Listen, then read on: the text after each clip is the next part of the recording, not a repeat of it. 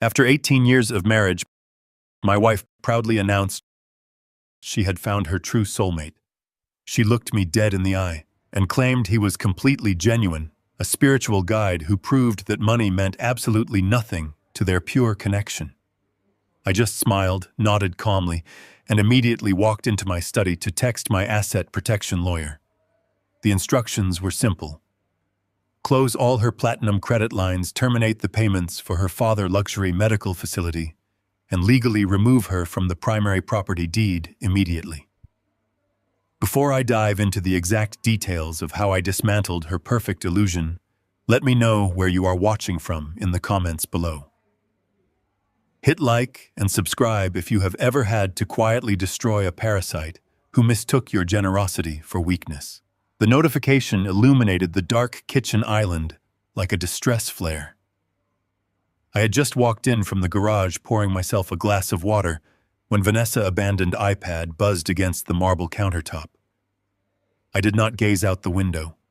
I did not sigh or ponder where our 18 years of marriage had gone wrong. I am a 71-year-old logistics entrepreneur. My entire life has been built on identifying supply chain failures and eradicating them with absolute efficiency.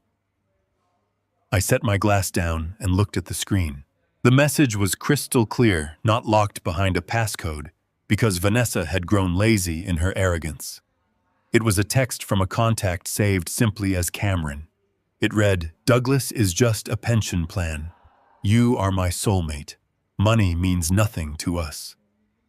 I stood there in the silent kitchen, letting the glow of the screen wash over my face. I did not shout. I did not throw the tablet against the wall. Anger is a useless emotion when you are standing on a battlefield.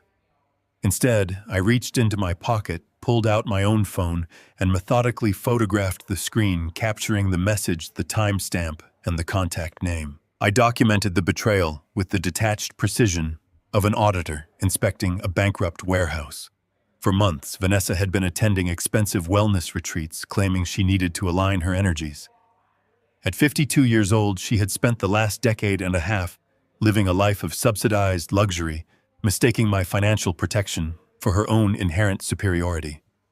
I had funded her boutiques, her endless vacations, her designer wardrobes. Now she had found a soulmate who supposedly cared nothing for my money, while actively texting her on an iPad I purchased over a high-speed internet connection I maintained. I swiped down on the screen, reviewing the previous messages. The sheer audacity of their exchange was staggering. Cameron had been feeding her spiritual platitudes, calling her a caged bird, while subtly reminding her to transfer funds to cover their upcoming spiritual journey to Costa Rica. I took photographs of every single exchange. 32 images in total, capturing a comprehensive record of premeditated financial extraction. They were mocking me. They saw me as a relic, an aging bank account, completely oblivious to their enlightenment. I placed the iPad back on the marble counter in the exact position and orientation she had left it. I wiped my fingerprints from the edges. The smoldering conflict of the past 3 years, the dismissive remarks about my age, the complaints that I worked too hard, the subtle disdain for the empire I had built, it all crystallized in that single moment. She viewed me as a depleting resource. I turned off the kitchen light and waited in the shadows. 10 minutes later, Vanessa glided into the kitchen, pouring herself a glass of imported mineral water. She noticed me sitting in the adjacent living room area, and her posture immediately stiffened. She carried an air of unearned victory, a smugness that radiated from her perfectly manicured presence. "Douglas, we need to talk," she announced, setting her glass down with a sharp clack. She did not sit. She stood over me, adopting a posture she likely practiced in her mirror. "I am initiating a conscious uncoupling," she declared, her voice dripping with rehearsed therapeutic jargon. "I have found someone who actually understands my soul. Cameron and I vibrate on a frequency you could never comprehend. He loves me for who I am. He does not care about spreadsheets or profit margins or the cold, sterile world you live in." I looked at her, maintaining absolute silence. My quietude unnerved her, prompting her to speak faster to fill the void with her arrogance. She laid out her demands with staggering entitlement. Since this is a spiritual transition and not a hostile divorce, she continued, I expect us to handle this maturely. I will be keeping the primary residence. You will continue funding my platinum cards as a form of transitional alimony, and you will obviously remain financially responsible for my father. Gordon needs his care, and I know you would not be cruel enough to evict an old man from his facility. Gordon was 78 years old, residing in a premium assisted living community that cost $9,000 a month. I had been paying that bill for 4 years because Vanessa claimed she could not bear to see her father in a standard state facility. Now she was discarding me while demanding I continue to shoulder her deepest financial burdens. I steepled my fingers, resting my forearms on my knees. You understand, we signed a prenuptial agreement 18 years ago, Vanessa. I asked, my voice perfectly level. She threw her head back and laughed a sharp, mocking sound that echoed through the high ceilings of the house I had purchased. My new lawyer reviewed that archaic document, she sneered. He assured me it is entirely outdated. I have sacrificed my best years supporting your career. A judge will easily void that contract and grant me the lifestyle to which I have become accustomed. Cameron says your need to control me through legal documents is just a manifestation of your toxic patriarchal energy. I absorbed her words, cataloging every threat, every admission of legal maneuvering, every insult. She truly believed she held all the cards. She believed that because I was 71 and preferred quiet evenings reading financial reports over attending her lavish social galas, I was weak and easily manipulated. You are a relic, Douglas, she spat, her confidence peaking. You count pennies while Cameron and I experience the universe. Have your lawyers draw up the papers, but do not try to fight me. You will only embarrass yourself. I stood up slowly, towering over her despite my age. I looked directly into her eyes, offering a polite, deferential nod. If that is what your soul requires, Vanessa, I will not stand in your way. I will review the logistics tonight. She smiled a triumphant, predatory smirk, completely unaware that my compliance was not a surrender, but the engagement of a guillotine. She turned on her heel and marched upstairs, presumably to text her soulmate that the old fool had capitulated without a fight. I did not follow her. I bypassed the main staircase and walked directly into my private study, locking the heavy oak door behind me. I lowered the blinds. The emotional betrayal was already categorized and filed away in my mind. The tension had shifted entirely from a domestic dispute to tactical warfare. I sat at my mahogany desk, opened my encrypted laptop, and initiated a comprehensive audit of our shared financial architecture. For 18 years, I had granted Vanessa access to secondary operating accounts to run the household and manage her personal expenses. I had trusted her blindly, ignoring the minor discrepancies, because my primary logistics business generated enough capital to absorb her lavish spending. That trust was now officially terminated. I logged into the master banking portal and began tracing the money flow from her designated accounts. I did not search for emotional closures. I searched for numerical anomalies. Within 45 minutes, I found the hemorrhage. Over the past 8 months, Vanessa had been systematically siphoning $4,000 every 30 days into an undisclosed limited liability company registered under the name Zenith Horizons LLC. She had categorized these transfers in the household ledger as holistic consulting fees and specialized property maintenance. I cross-referenced the LLC registry database through my corporate portal. The registered agent for Zenith Horizons LLC was Cameron. She was not merely leaving me for a spiritual awakening. She was actively embezzling my capital to fund her parasite. The money that meant nothing to them was currently paying the lease on whatever bohemian studio Cameron occupied. The cold, hard numbers stared back at me from the glowing screen, stripping away any lingering trace of mercy I might have harbored for the woman sleeping upstairs. I thought back to when I was 40 years old, when a catastrophic supply chain collapse nearly wiped out my first company. I had lost almost everything.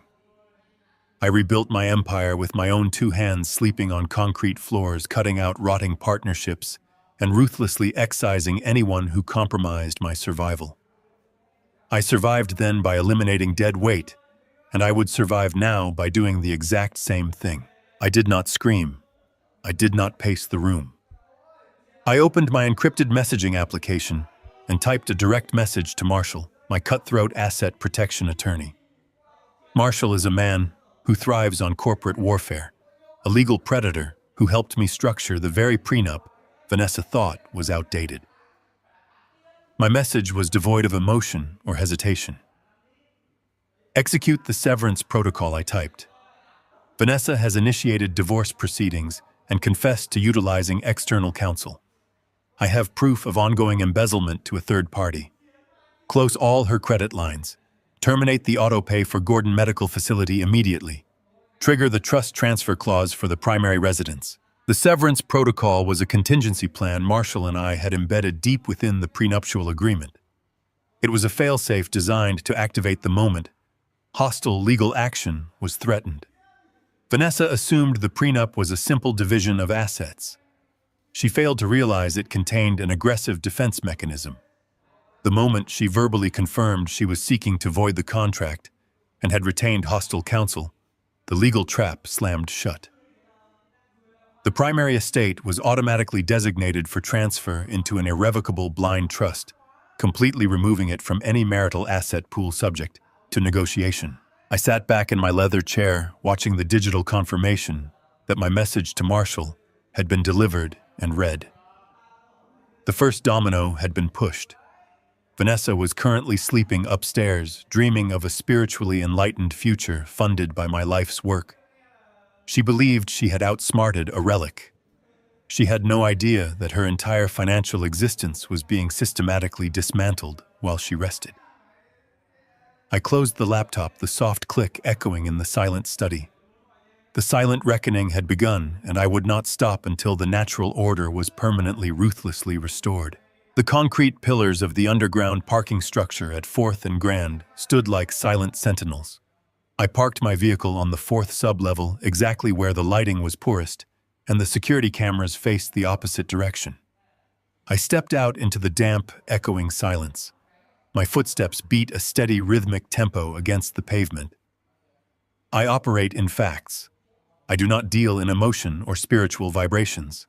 I deal in hard data, and the data was waiting for me in a silver sedan parked 2 spaces away. Fiona rolled down her tinted window as I approached. She was a private investigator who shared my absolute disdain for wasted time. There were no polite greetings. She did not ask how I was holding up. She simply reached across the passenger seat and handed me a thick manila folder. Her face was a mask of professional detachment.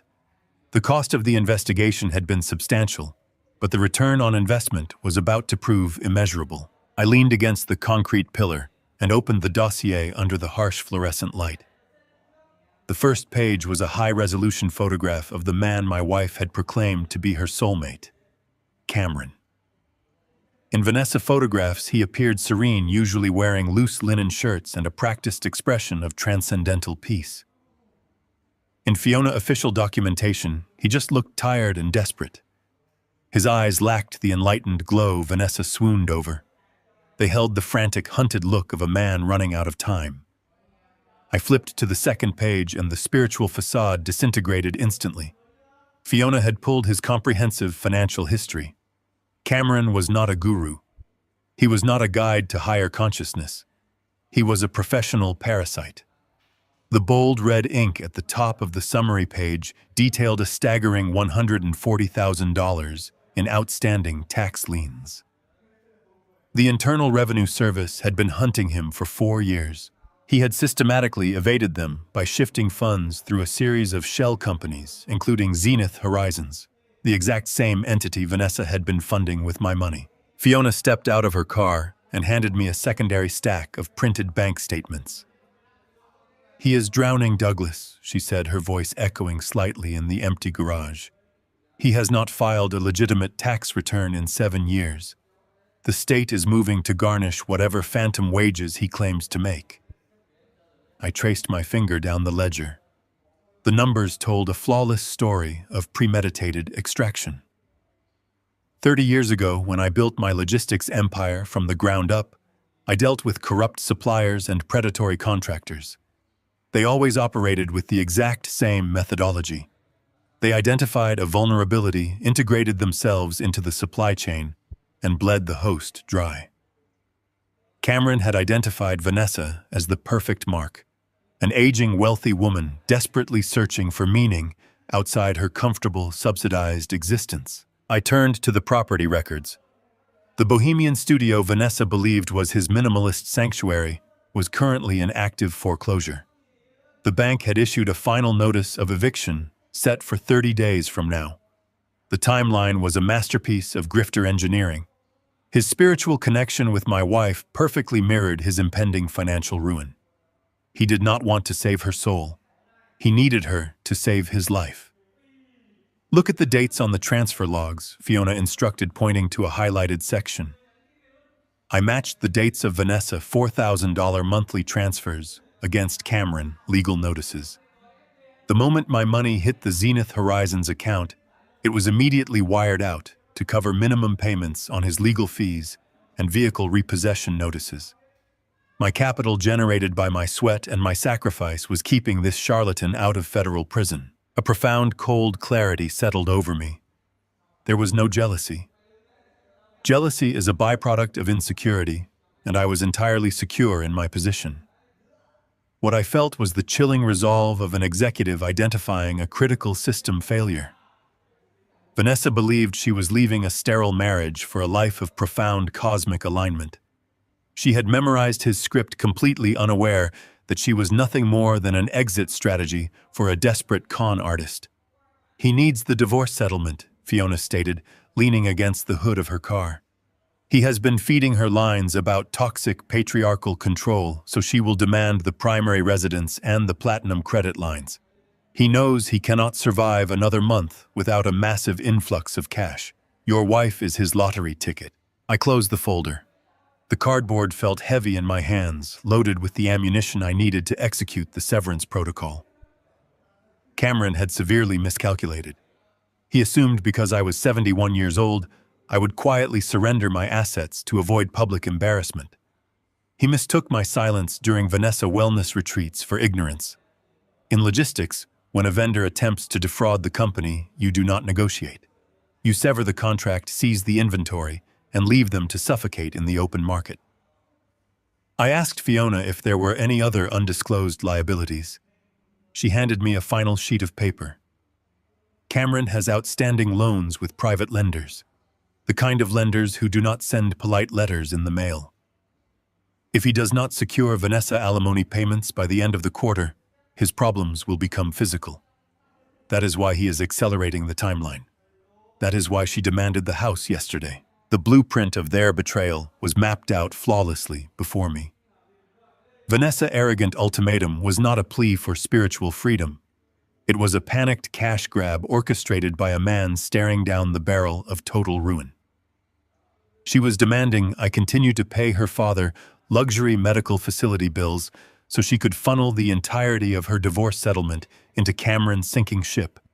She was willing to sacrifice her own father's security to fund a criminal. I felt a grim smile pull at the corners of my mouth. I had rebuilt my life from absolute zero at age 40. I knew how to survive in the cold.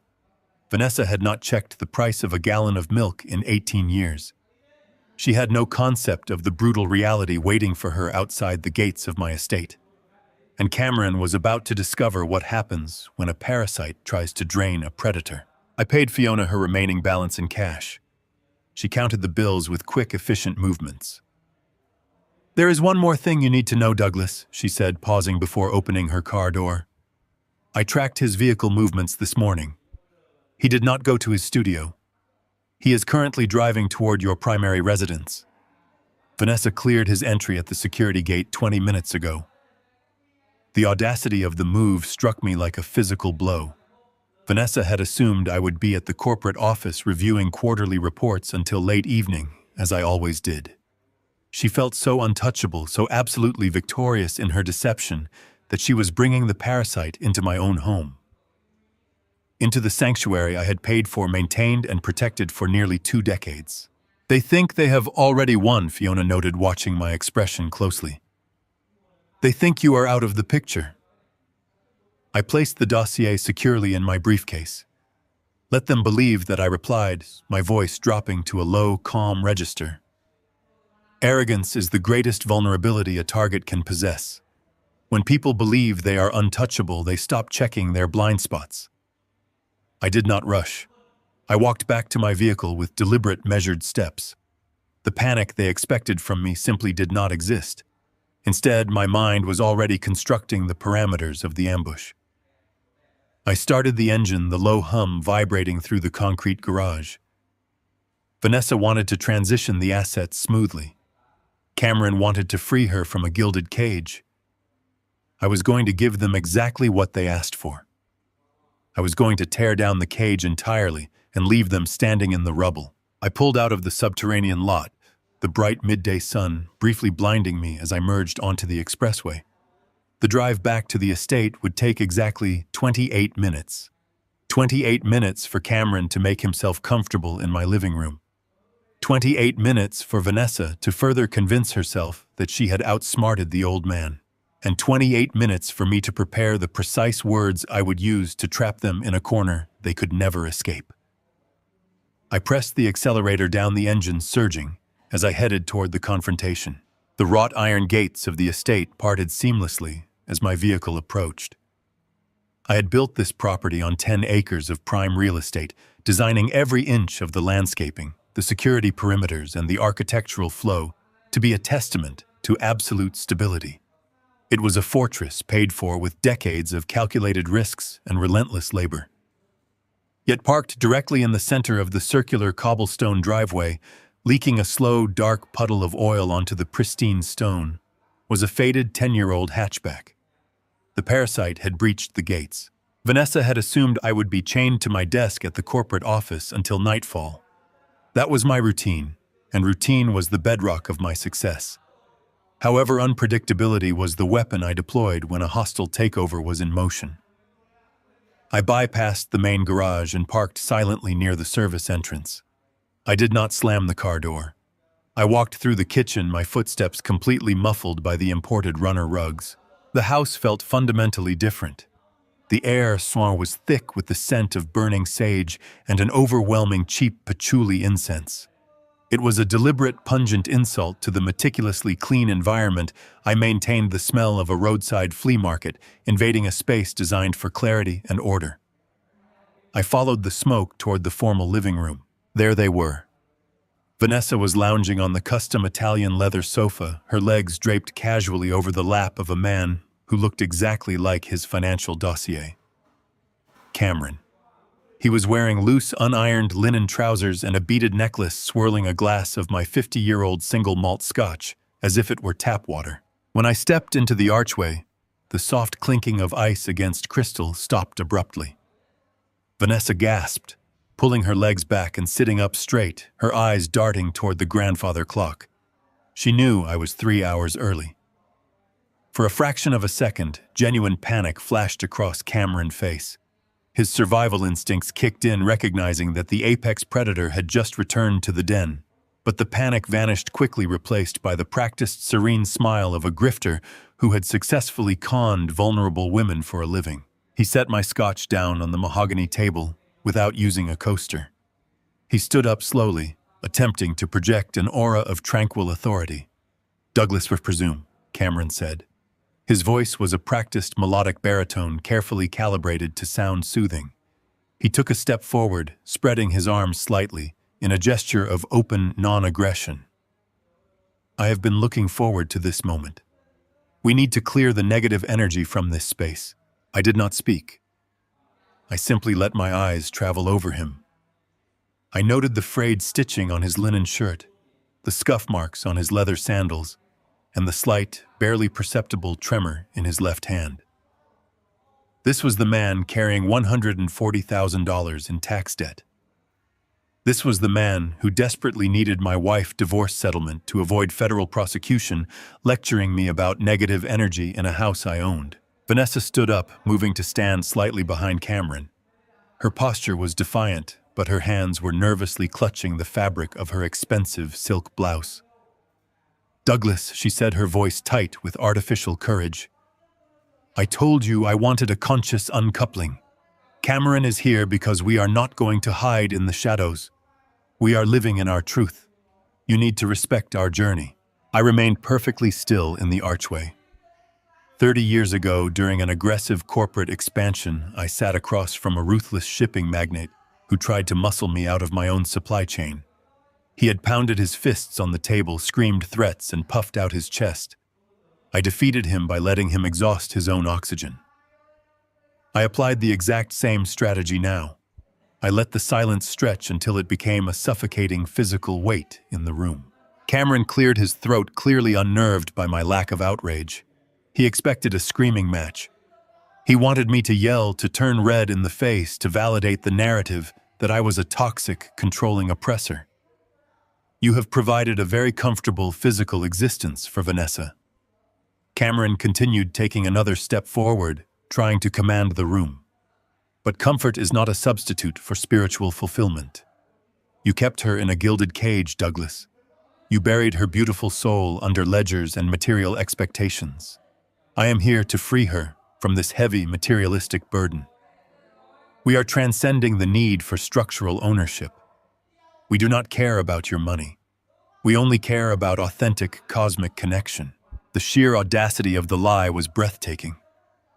I listened to this man whose entire net worth was a negative six-figure tax lien lecture me on the monetization of existence. This same man had literally wired his vehicle repossession payment using my embezzled money less than 48 hours ago. I looked at Vanessa. She was gazing at him with profound adoration, completely captivated by the savior narrative he was spinning. She actually believed him. 18 years of marriage, 18 years of me shielding her from every harsh financial reality the world had to offer, instantly erased by a man selling cheap enlightenment to pay his overdue taxes. She believed he was rescuing her. "Well?" I finally said, my voice smooth, calm, and utterly devoid of hostility. "If authenticity is what you seek, and I would be a fool to stand in the way of the universe." Vanessa blinked, clearly stunned. Cameron paused, his serene smile faltering for just a fraction of a second as his brain tried to process my response. "You are not going to fight the transition?" Vanessa asked, stepping out from behind him. "We need the transitional alimony to fund our spiritual retreat center in Costa Rica. It is an investment in our shared karma." "Why would I fight a natural evolution?" I replied smoothly, stepping into the room. I walked past Cameron, ignoring his outstretched hand, and picked up the glass of scotch he had left on my mahogany table. I wiped the condensation ring off the wood with my thumb. "You have made it entirely clear that your souls require a different path." "I am a pragmatic man, Vanessa. I prefer clean ledgers and efficient transitions over drawn-out, messy litigation." Cameron let out a breath he had clearly been holding. His shoulders dropped an inch. He turned to Vanessa with a triumphant look, silently communicating that his guru tactics had subdued the angry patriarch. He fully believed his own con. "I appreciate your evolved perspective," Douglas Cameron said, his voice regaining its melodic confidence.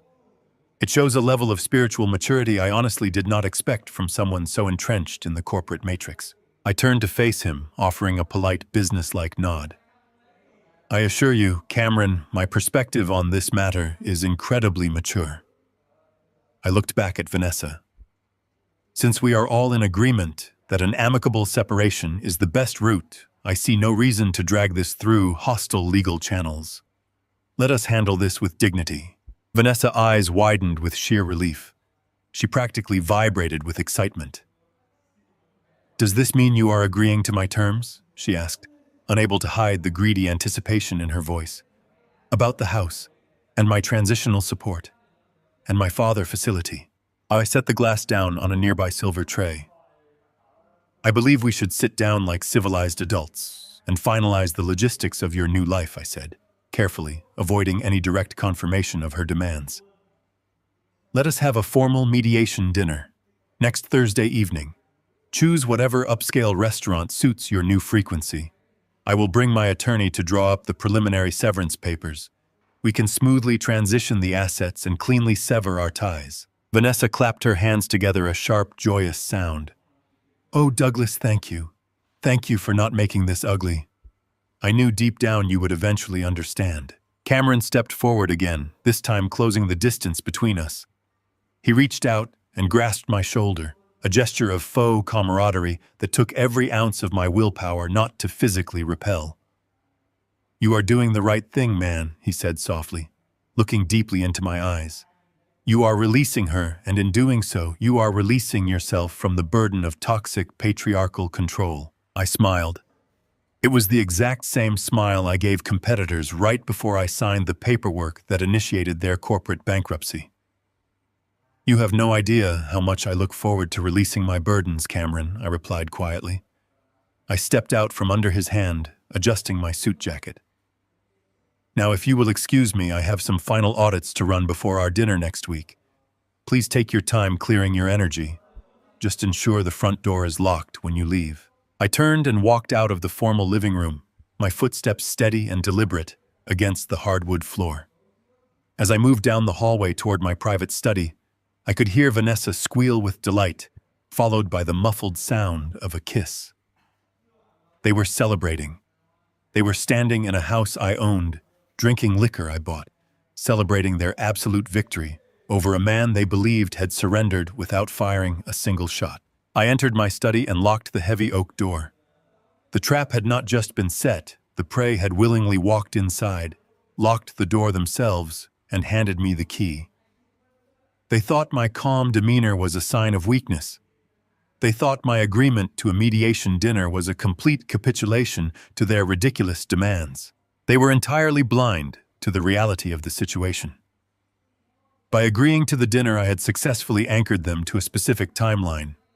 I had given myself exactly 6 days to finalize the irrevocable trust transfer, freeze the secondary checking accounts, and legally terminate the payment structure for her father medical facility. I sat down at my mahogany desk and opened my encrypted laptop. I sent a single brief message to Marshall, my attorney. The message read, "Mediation dinner secured for next Thursday. The targets are highly cooperative and suspect nothing. Finalize all property transfers and credit terminations to execute concurrently with the dinner."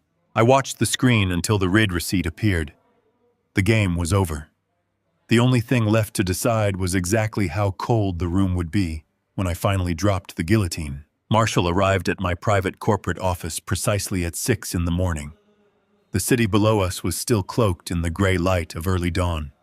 He carried a single black leather briefcase. We did not exchange pleasantries or offer polite inquiries about the morning traffic. Time is a commodity, and we were both in the business of preserving it. He walked directly to my glass conference table and extracted a thick stack of legal documents. They were printed on heavy bond paper. For 18 years, Vanessa operated under the delusion that our prenuptial agreement was a fragile piece of archaic paper. She believed the young, aggressive attorney she recently hired could easily dismantle it in a family court. She assumed that because she had grown accustomed to a life of limitless luxury, a judge would automatically grant her half of my empire to maintain her spiritual journey with Cameron. Her profound arrogance blinded her to a fundamental truth. I do not draft contracts to negotiate. I draft contracts to build impenetrable walls. Marshall slid the first document across the smooth glass. It was the activation order for the hostile action contingency. I had insisted on this specific clause 18 years ago. After watching my first company crumble due to predatory partners, I swore I would never leave my capital exposed to an external threat again. The clause was a masterpiece of legal engineering. It stated clearly that the moment either party initiated hostile divorce proceedings or retained counsel with the intent to contest the agreement, all primary real estate assets would immediately and automatically transfer into an irrevocable blind trust. Vanessa had triggered her own financial ruin the exact second she sat on my Italian leather sofa and declared her intention to void our contract. By demanding the house and threatening legal action, she had armed the trap. Marshall placed a silver pen beside the document. He looked at me with the cold satisfaction of a hunter watching a snare snap shut. The primary estate is now legally owned by Zenith Holdings Trust. Marshall stated, his voice low and even. Your wife is currently sleeping in a master bedroom that she has absolutely zero legal claim to. The moment you sign this page, she transitions from a homeowner to an unauthorized occupant. I picked up the pen. I thought about the 10 acres of manicured land. I thought about the custom architecture I had designed to withstand any storm. I thought about Vanessa funneling $4,000 a month of my money to pay for Cameron and his delinquent taxes. I did not feel a trace of hesitation. I pressed the pen to the paper and signed my name with sharp, decisive strokes. The ink dried instantly. In a matter of 3 seconds, the most valuable asset in Vanessa's portfolio simply vanished from the board. Marshall gathered the papers and slid them back into his briefcase. He then produced a second set of documents. These were much thinner, but carried a far heavier consequence. These were the severance forms for Gordon and his medical care. Gordon was a man who appreciated the finer things in life as long as someone else was paying for them. When his health began to decline 4 years ago, Vanessa wept in my study. She claimed a standard care facility would break his spirit.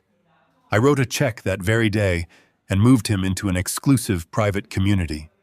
I paid $9,000 every single month without a word of complaint.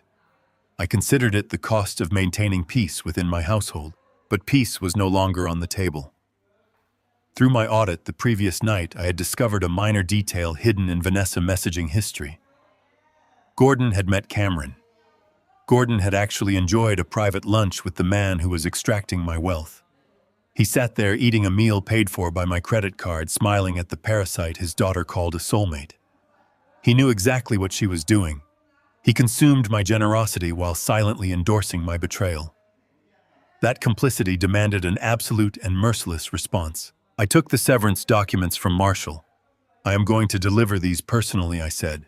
I left the corporate office and drove across the city to the luxury care facility.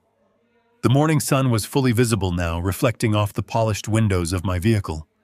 The facility sat behind wrought iron gates, surrounded by weeping willows and pristine gardens. It looked more like a country club than a medical center. I parked my car and walked through the sliding glass doors into the main administrative wing. The facility director was a meticulously groomed woman who recognized me instantly. She smiled brightly, offering me a seat in her plush office. She assumed I was there to make my usual annual donation to their recreation fund. I did not sit down. I stood in front of her mahogany desk and placed the legal severance documents directly on her keyboard. I am terminating my status as the financial guarantor for Gordon, I said, my voice perfectly flat and devoid of emotion. Effective immediately, I hold zero legal or financial responsibility for his residency, his medical care, or his outstanding balances. The director blinked, her professional smile slipping into genuine confusion. She looked at the papers and then back at me. But Douglas, she stammered, the monthly billing cycle processes next week. The balance is $9,000. If you remove your payment methods, the account will fall into immediate delinquency. I understand the billing cycle perfectly, I replied. I am transferring the entirety of the financial obligation to his daughter. Vanessa is now the sole guarantor. All future invoices, late fees, and eviction notices must be directed to her personal accounts. The director picked up the documents, her hands trembling slightly as she read the legal language Marshall had drafted. The wording left zero room for interpretation. I was legally absolved of the burden. She looked up at me, her eyes wide with mounting panic. She knows Vanessa does not generate her own income. She knows that without my capital, Gordon cannot afford a single day in this establishment. Will Vanessa be providing a new payment method today? The director asked, her voice tight with anxiety. You will have to ask her, I said smoothly. I recommend you contact her immediately. I believe she's currently reevaluating her spiritual and financial priorities. I turned away from the desk and walked out of the administrative office. As I moved down the wide, carpeted hallway toward the exit, I saw Gordon sitting in the sunroom. He was resting in a plush armchair, drinking expensive imported tea and watching the morning news on a massive flat-screen television. He looked incredibly comfortable. He looked completely secure in the luxury I had provided for him. He spotted me through the glass partition and raised his teacup in a cheerful greeting. He smiled the exact same smile he likely gave Cameron during their secret lunch. A smile built on the arrogant assumption that my money would simply flow forever, regardless of how profoundly they deceived me. I stopped and looked at him through the glass. I did not wave back. I did not nod. I simply watched him for a long, silent moment. I let him see the cold, absolute finality in my eyes. I saw his smile slowly fade. I saw the confusion creep into his posture as he slowly lowered his teacup. He recognized the shift in the atmosphere. He realized the predator had finally stopped playing the role of the provider. I turned and walked out the sliding glass doors, stepping into the crisp morning air. The heavy burden of subsidizing their deceit fell away from my shoulders with every step I took toward my car. The preparation phase was officially complete. The primary estate was locked safely away in a blind trust, untouchable by any divorce court. The $9,000 monthly medical liability had been placed squarely on Vanessa's shoulders.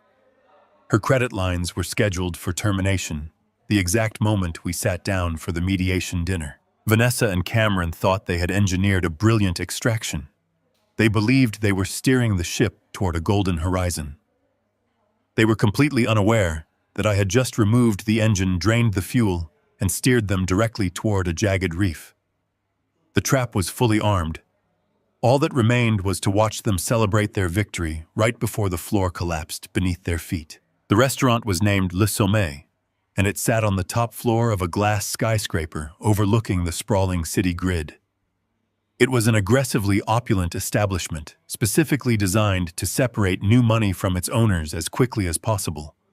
Crystal chandeliers hung from the vaulted ceilings like frozen rain, catching the ambient light and casting fragmented shadows across the imported white marble floors.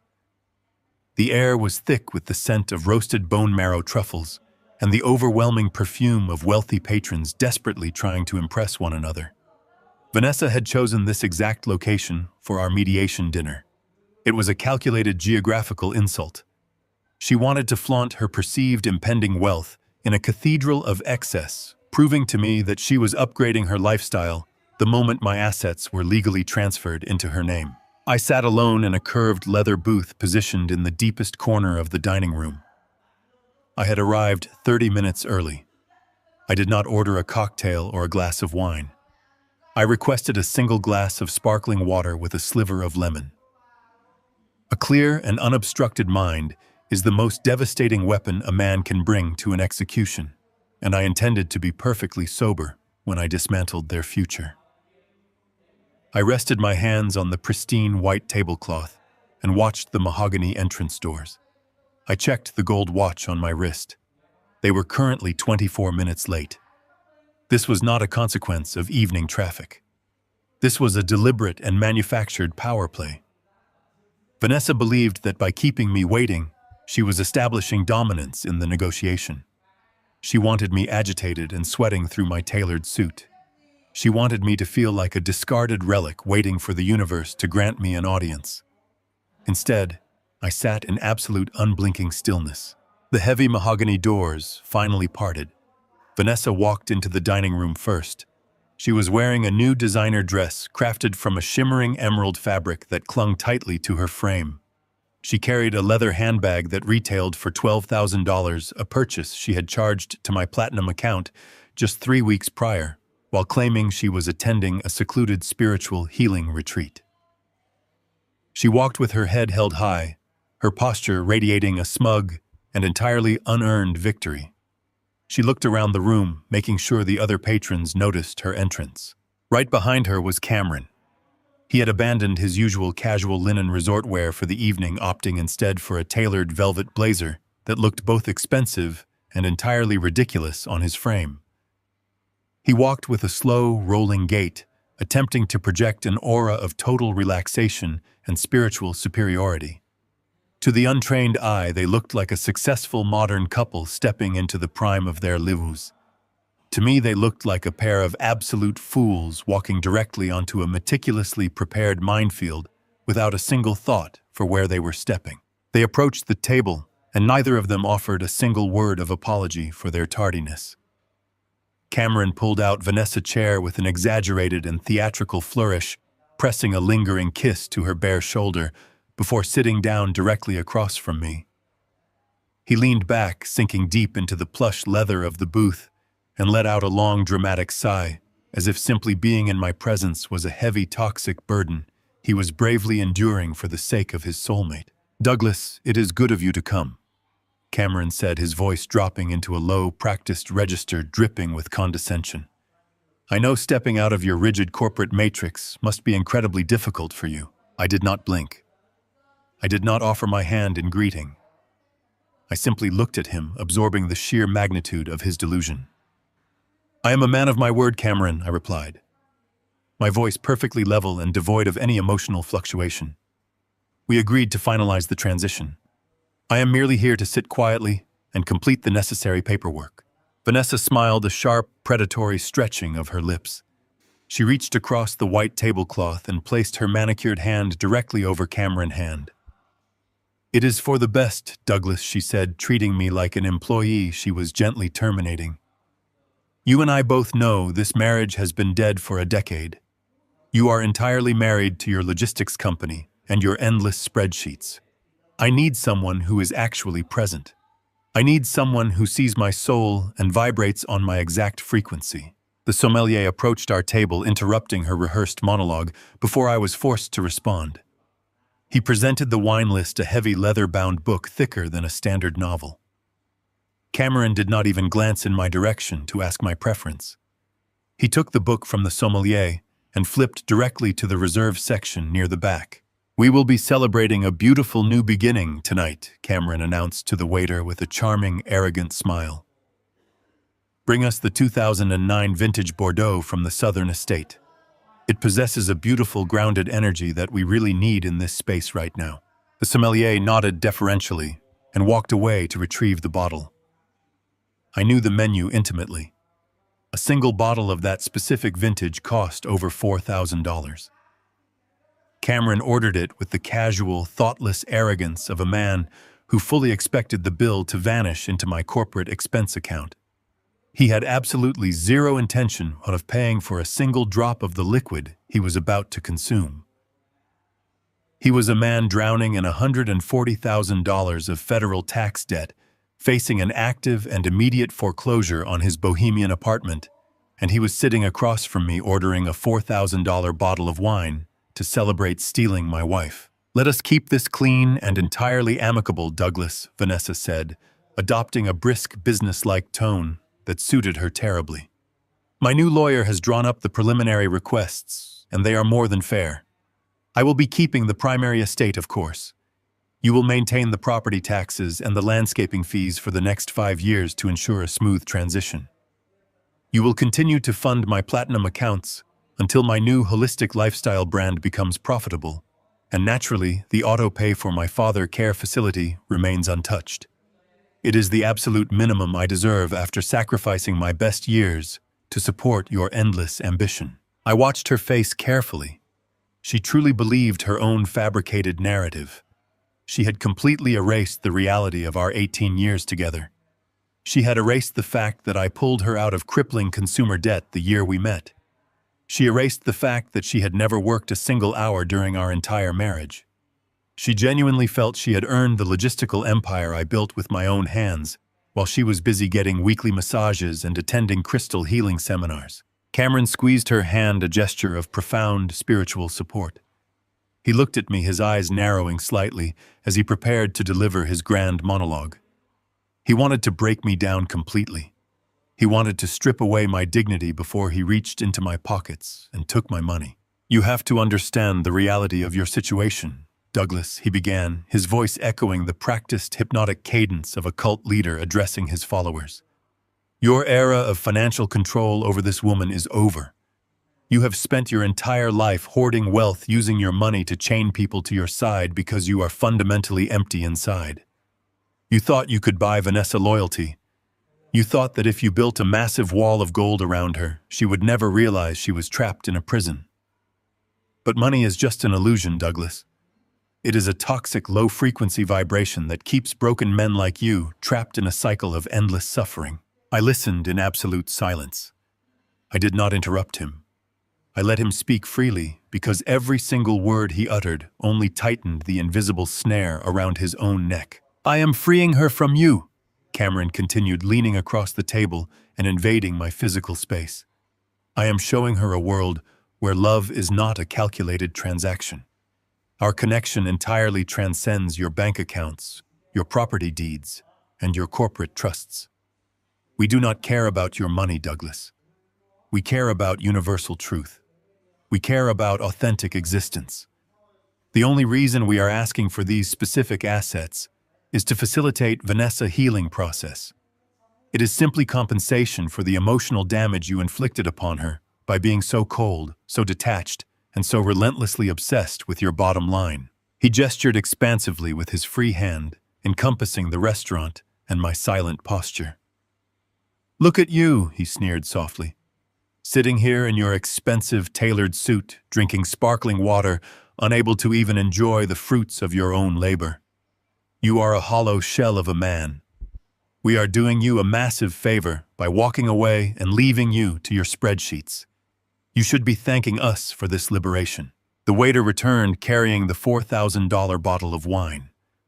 He presented the vintage label to Cameron, who nodded with supreme unearned arrogance. The waiter uncorked the bottle, pouring a small testing amount into Cameron crystal glass. Cameron lifted the glass to the ambient light swirling the dark red liquid before bringing it to his nose. He closed his eyes, inhaling deeply, performing his refined tastes for the entire room. Excellent, he whispered loud enough for me to hear. The terroir is undeniable. Pour for the table. The waiter filled Vanessa's glass to the brim and then moved toward my side of the booth. I raised my hand, keeping my palm flat outward, refusing the pour. I do not drink alcohol when I am conducting serious business, I said quietly. Cameron chuckled, a dismissive, arrogant sound that echoed in his throat. Always working, Douglas, he said, taking a long, greedy sip of the expensive wine. That is your ultimate tragedy. You will die sitting alone at a mahogany desk surrounded by millions of dollars you never actually knew how to spend. Vanessa lifted her heavy crystal glass, clinking it sharply against Cameron glass. To beautiful new beginnings, she said, a triumphant, radiant smile plastered across her face. To leaving the dead weight behind us forever. They drank together, entirely consumed by the intoxicating rush of their perceived victory. They reeked of unearned success and stolen privilege. They sat in a restaurant they absolutely could not afford, drinking wine they could not pay for demanding houses they did not build. They were a pair of perfectly matched parasites, clinging desperately to the side of a predator they mistakenly believed was asleep. I looked at the gold watch on my left wrist. The time was exactly 8:00 in the evening. At this precise moment, the automated legal systems I had authorized Marshall to deploy were simultaneously engaging across the city. The trap was fully armed, and the doors were currently locking behind them. You speak a great deal about illusions, Cameron, I finally said, breaking my long, deliberate silence. My voice was calm, carrying the steady, relentless rhythm of a ticking metronome. You claim that money is a low-frequency vibration. You claim your pure love for Vanessa completely transcends the need for any financial structure. I find that perspective incredibly fascinating. Cameron smiled, setting his empty glass down on the white cloth. True appreciation of art and culture does not require a toxic attachment to the currency used to procure it, he replied smoothly, falling back on his rehearsed spiritual rhetoric. We inhabit the physical world, Douglas, but we are not bound by its heavy materialistic rules. I nodded slowly, steepling my fingers on the edge of the table. It is a beautiful philosophy, I said softly. I suppose it must be incredibly liberating to live completely unburdened by the harsh consequences of financial reality, to simply float above the necessity of ledgers and tax returns and mortgages. Vanessa sighed loudly, dramatically, rolling her eyes toward the ceiling. Are we really going to do this tonight, Douglas? She complained. Are you really going to lecture us about fiscal responsibility right now? I am exhausted. Just tell us you have the severance papers ready so we can sign them and get out of here. The energy you are bringing to this table is completely stagnant." I did not look at her. I kept my eyes entirely fixed on Cameron, watching the smug, arrogant curve of his mouth. "You are absolutely right, Vanessa," I said, my voice dropping to a harsh whisper that forced them both to lean in to hear me. "The era of my financial control over your life is completely over. I agree with Cameron entirely. It is time for you both to step into a realm where my money means absolutely nothing to you." I watched Vanessa take another sip of the vintage Bordeaux, her eyes fluttering shut, in a highly theatrical display of manufactured bliss. She was swimming in an illusion of her own making, completely unaware that the ocean had already been drained. Cameron was busy swirling the dark red liquid in his crystal glass, preparing his throat to launch into another unsolicited sermon about the energetic frequencies of wealth and the toxic nature of material attachment. I did not grant him the opportunity to speak. I raised my right hand, resting my elbow on the edge of the leather booth, and extended 2 fingers. It was a minimal, silent gesture, entirely invisible to the 2 parasites sitting across from me, but perfectly clear to the man waiting in the shadows of the restaurant foyer. Marshall had been standing near the mahogany coat check for the past 20 minutes. He was carrying a black leather briefcase that contained the absolute and total destruction of Vanessa's impending future. I watched his reflection in the mirrored pillar adjacent to our table as he began his approach. He moved through the crowded dining room with the predatory grace of a corporate executioner, his dark suit blending seamlessly into the low ambient lighting of the aggressively opulent restaurant. Vanessa caught the movement out of the corner of her eye.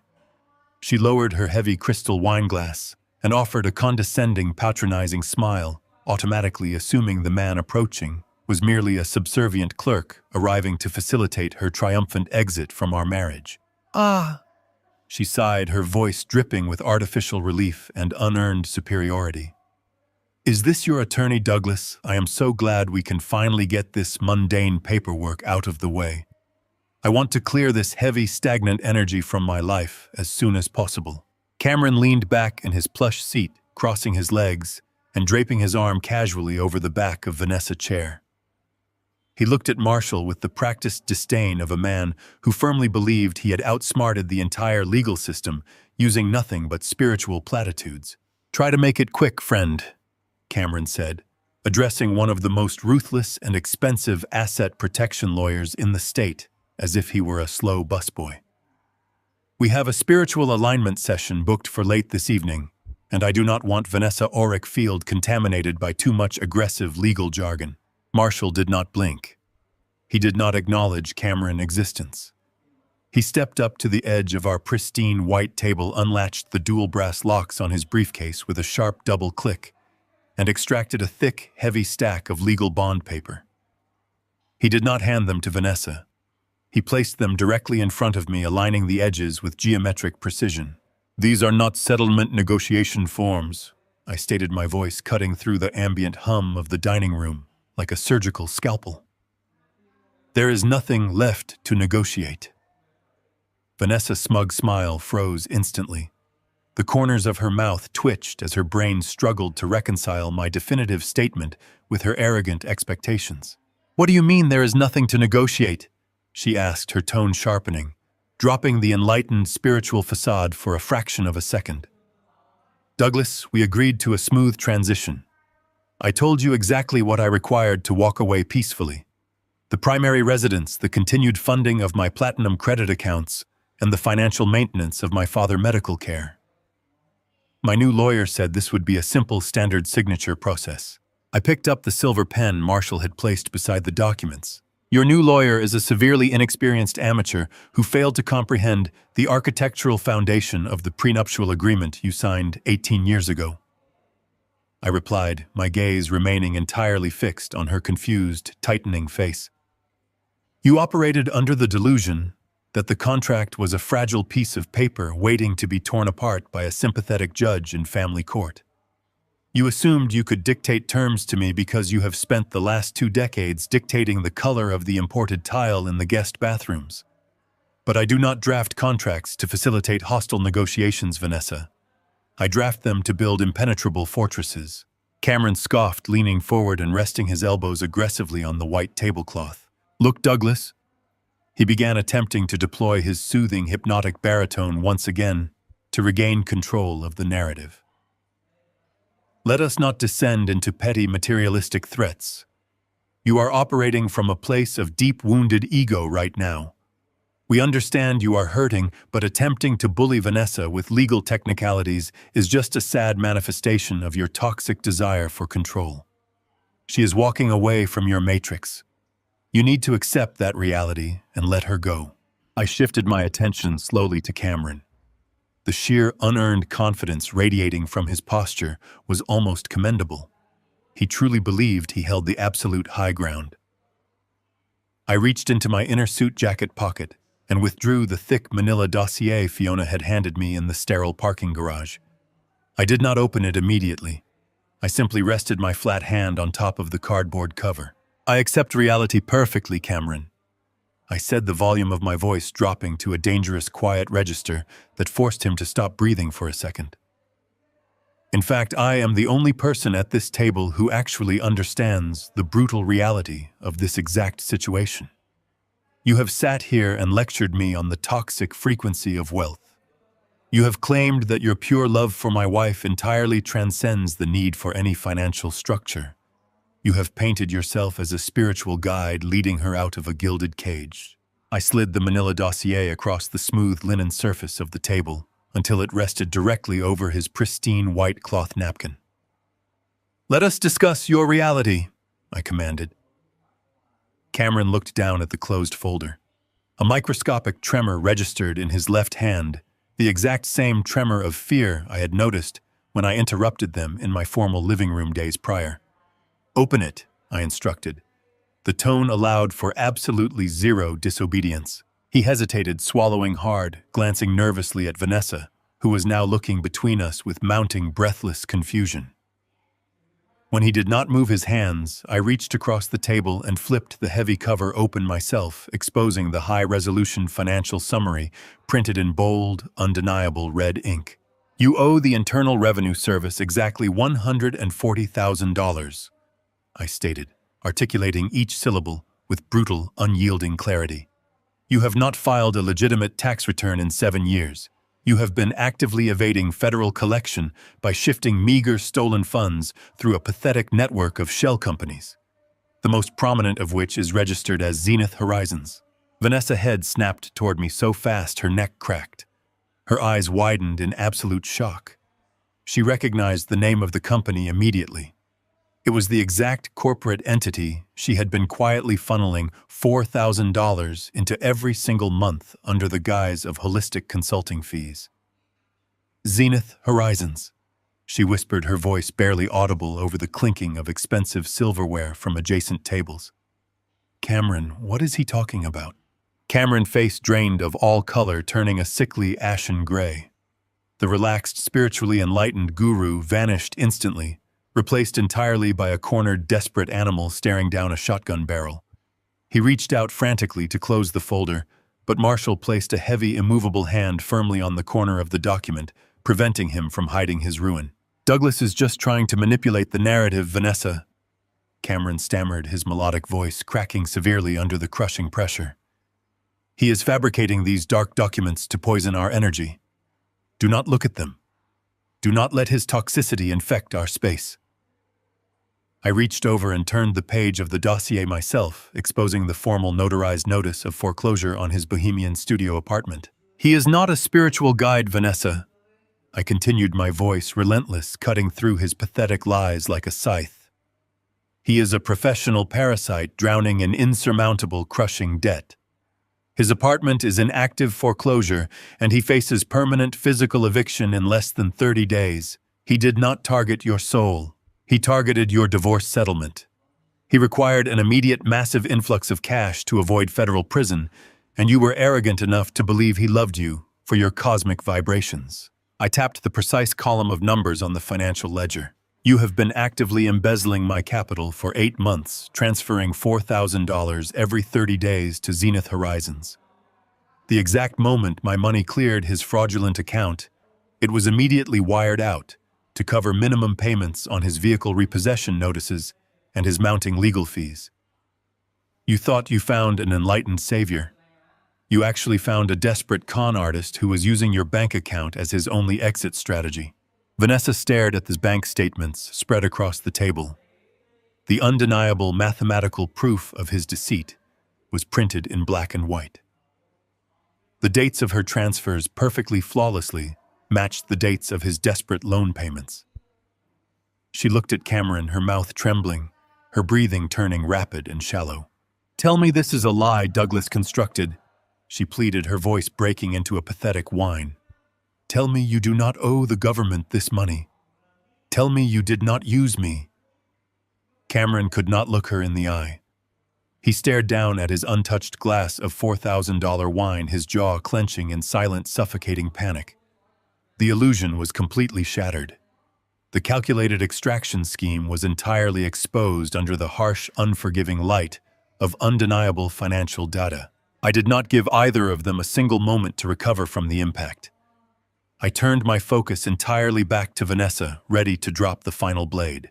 By initiating hostile divorce proceedings and demanding the primary residence, you triggered the severance protocol embedded deep within our prenuptial agreement. I explained my words, striking her like physical heavy blows to the chest. The contract you thought was so easily voided contained an aggressive, self-executing defense mechanism.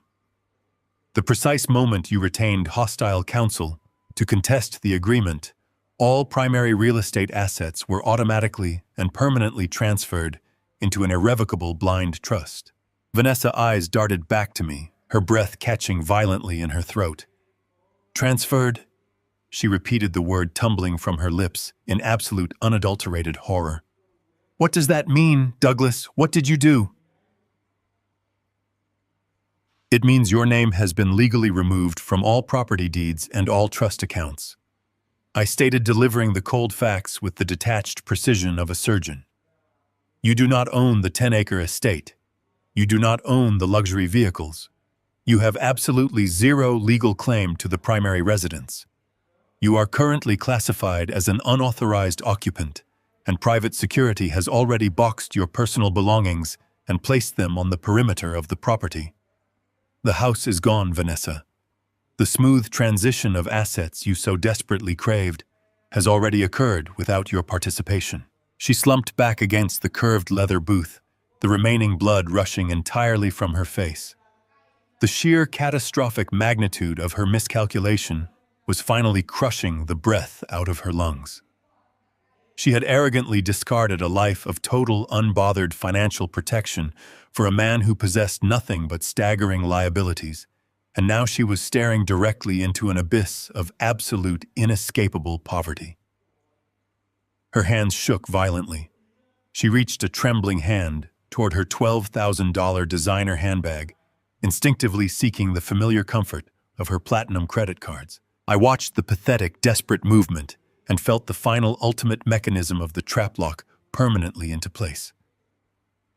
I shifted my cold gaze from my hyperventilating wife to the fraudulent, silent spiritual guide sitting beside her.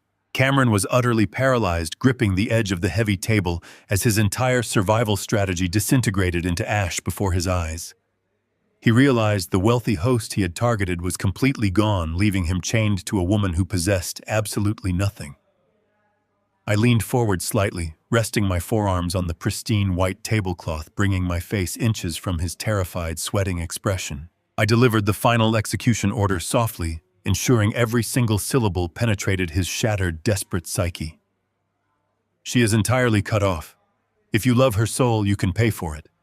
Her father's $9,000 medical bill is due on the 1st, and her credit lines were severed 10 minutes ago." Vanessa stared at me across the pristine white tablecloth, her emerald dress catching the light of the crystal chandeliers as she let out a sharp, dismissive laugh.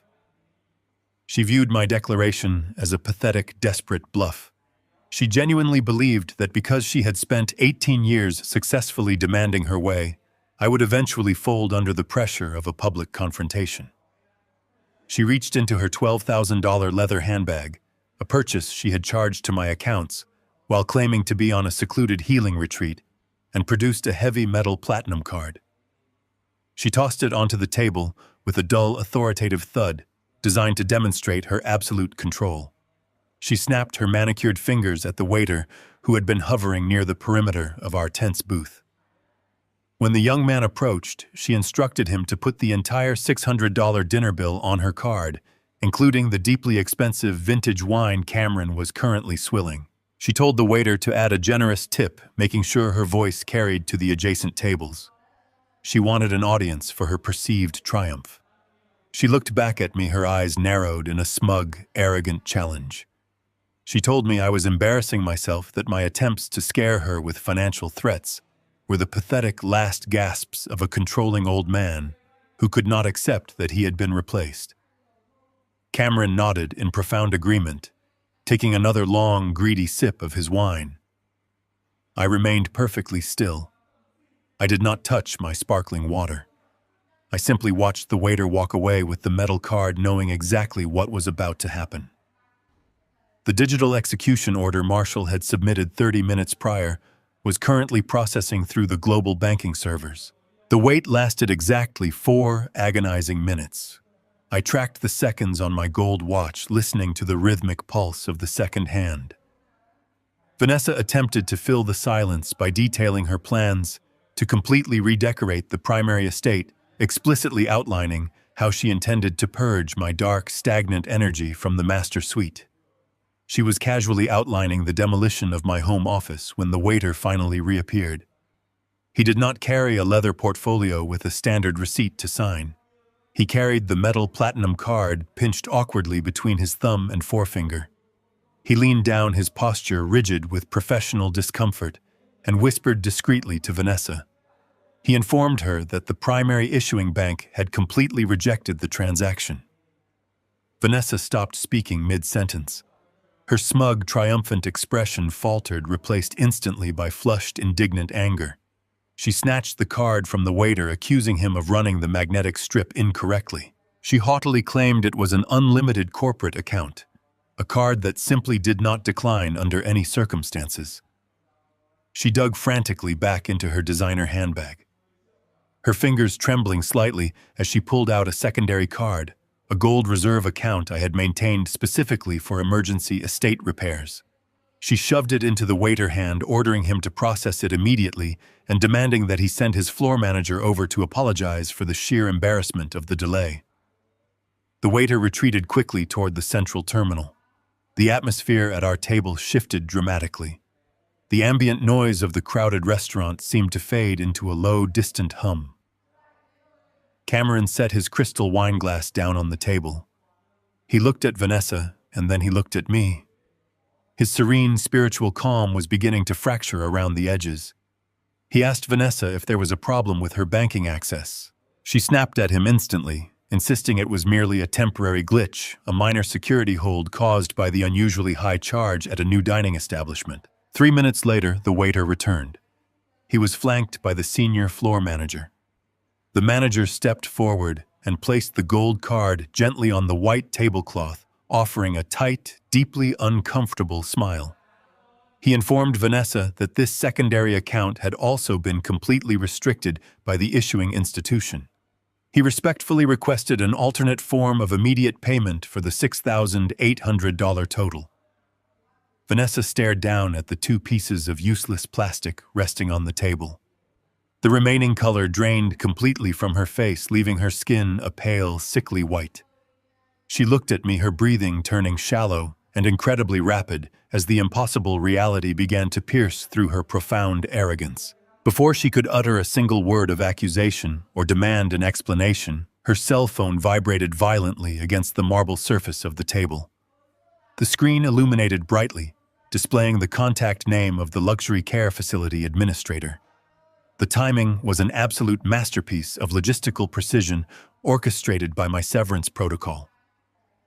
Vanessa stared at the vibrating device as if it were a venomous snake preparing to strike. She picked it up, and her hands shaking so severely she nearly dropped the phone into her lap. She answered the call, pressing the device to her ear and adopting a sharp, defensive tone designed to mask her escalating terror. She demanded to know why they were contacting her after standard business hours. The administrator voice bled through the receiver loud enough for both Cameron and me to hear the absolute panic on the other end of the line. The facility director informed Vanessa that the master auto-pay account linked to Gordon Residency had been permanently and irrevocably terminated. The billing system had attempted to process the $9,000 monthly retainer and had been met with a hard digital block. Furthermore, the administrator explained, with rising urgency, that Douglas had personally delivered legal documentation to the facility that very morning, officially transferring total financial liability entirely to Vanessa. The director stated that the facility was demanding an immediate wire transfer to cover the current month, or Gordon would be forcefully discharged and transferred into a standard state-funded care facility within 48 hours. Vanessa's eyes widened in sheer unadulterated terror. The phone slipped slightly from her ear, hovering near her jaw, as she absorbed the catastrophic reality of her situation. The precise tactical strikes I had executed earlier in the day were now detonating directly in her face. She stammered into the receiver, pleading with the administrator, claiming there had to be a massive clerical mistake, that her husband would handle the discrepancy immediately. But she was no longer looking at a compliant husband. She was looking at the man she had called a dead weight, a man she had casually discarded for a charismatic con artist. She ended the call, dropping the phone onto the table where it landed next to her declined credit cards. The pieces of her shattered illusion were scattered in front of her for the entire world to see. She had no house. She had no credit. She was heavily burdened with a massive immediate medical debt, and she was sitting in a luxury restaurant with a bill she absolutely could not pay. Cameron sat entirely frozen in the plush leather booth. The complex mathematics of sheer survival were processing rapidly behind his desperate, hunted eyes. He was a man who survived exclusively by attaching himself to wealthy, secure hosts. He had invested months of his life into manipulating Vanessa, enduring her endless, mundane monologues about crystal healing and aura cleansing, all for the singular, ultimate goal of accessing her massive divorce settlement. He had banked his entire freedom and his ability to avoid federal prison on her absolute capacity to extract my capital. Now he watched in real time as that capital evaporated into thin air, leaving absolutely nothing behind. He looked down at the declined platinum cards. He looked at the panicked, hyperventilating woman sitting beside him. He looked directly at me, sitting in impenetrable, unwavering silence. The calculus of his situation shifted instantly. Vanessa was no longer a winning lottery ticket. Vanessa was a heavy iron anchor tied securely to a drowning man. She carried no liquid assets she possessed, no property, and she was now heavily saddled with a $9,000 monthly liability for an elderly father she could not support.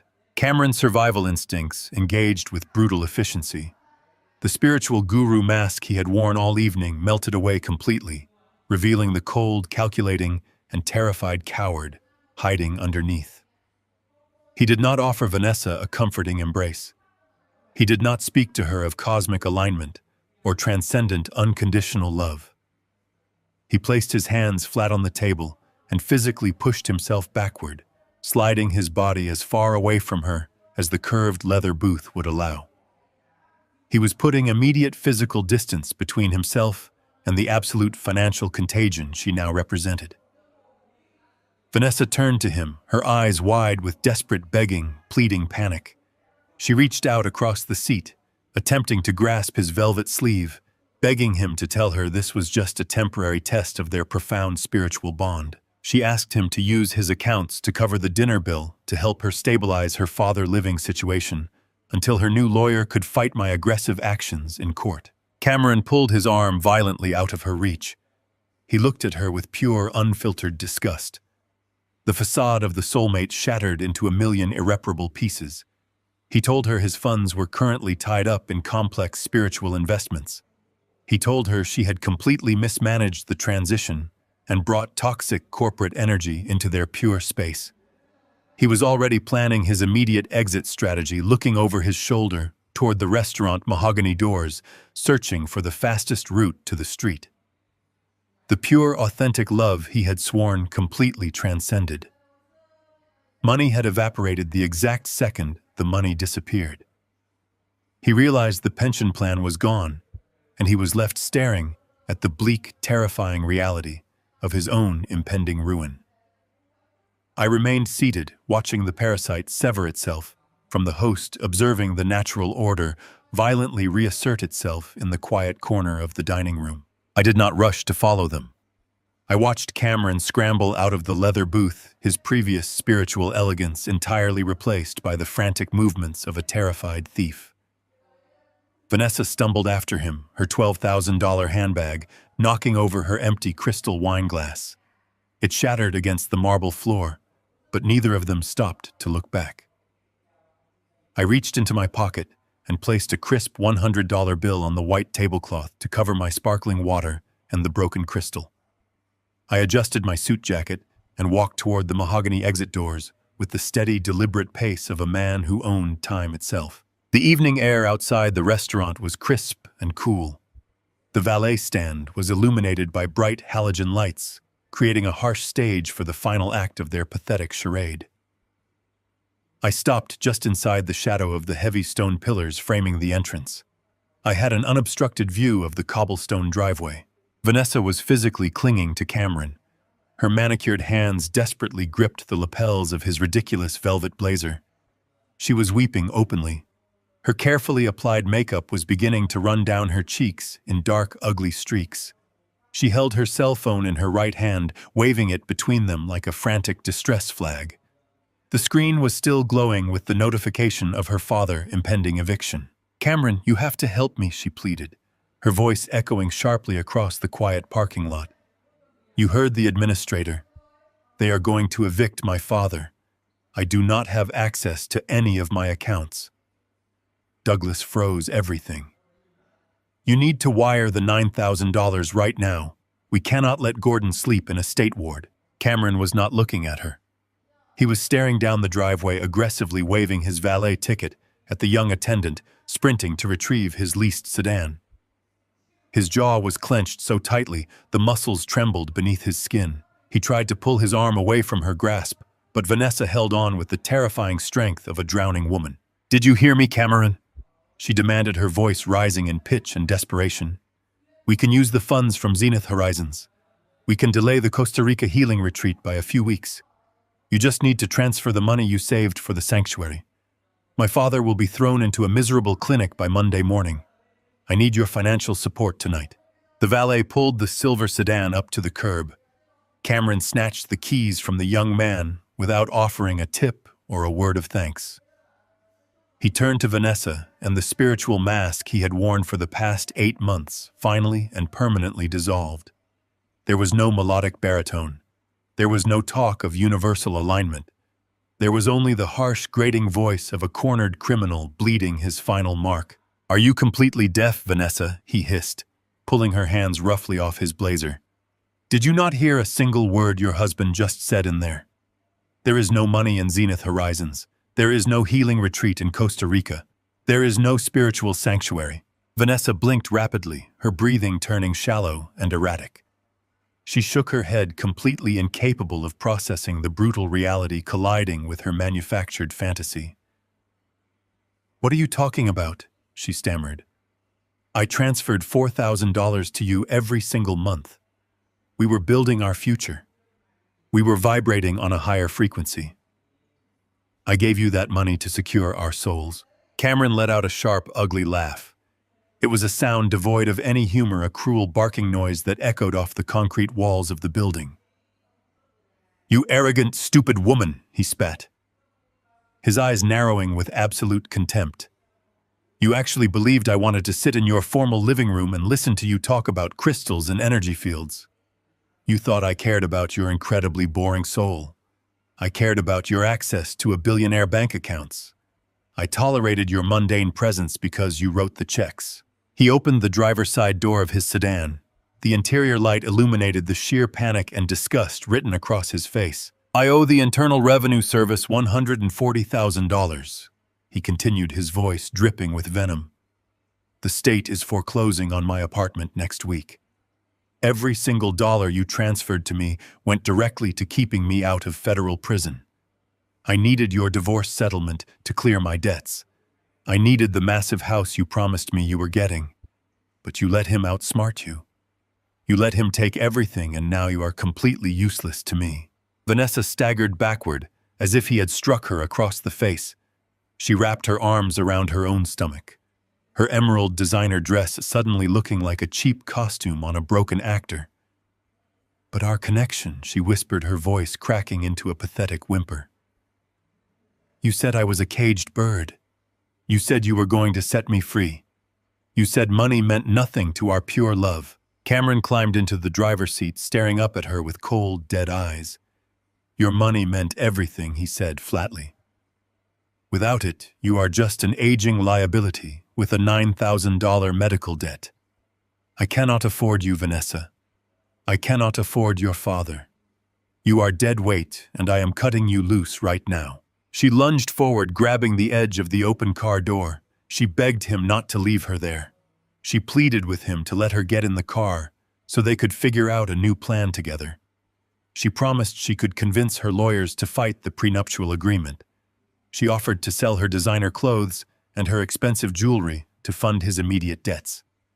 She stripped away every ounce of her dignity, begging a parasite to remain attached to her. Cameron reached out and physically shoved her hands off the metal frame of the door. Do not ever contact me again, he ordered, his tone devoid of any lingering humanity. If you call my phone, I will file a restraining order. Deal with your own father. He slammed the car door shut. The heavy metallic thud echoed loudly in the cool night air. Vanessa pounded her fists against the tinted glass, screaming his name over and over again. Cameron did not even glance in her direction. He engaged the transmission, pressed his foot heavily on the accelerator, and the sedan lurched forward. He peeled out of the circular cobblestone driveway, his tires squealing aggressively as he merged onto the main avenue and disappeared into the city traffic. I stood in the shadows of the stone pillars and checked my gold watch. I mentally calculated the exact time frame.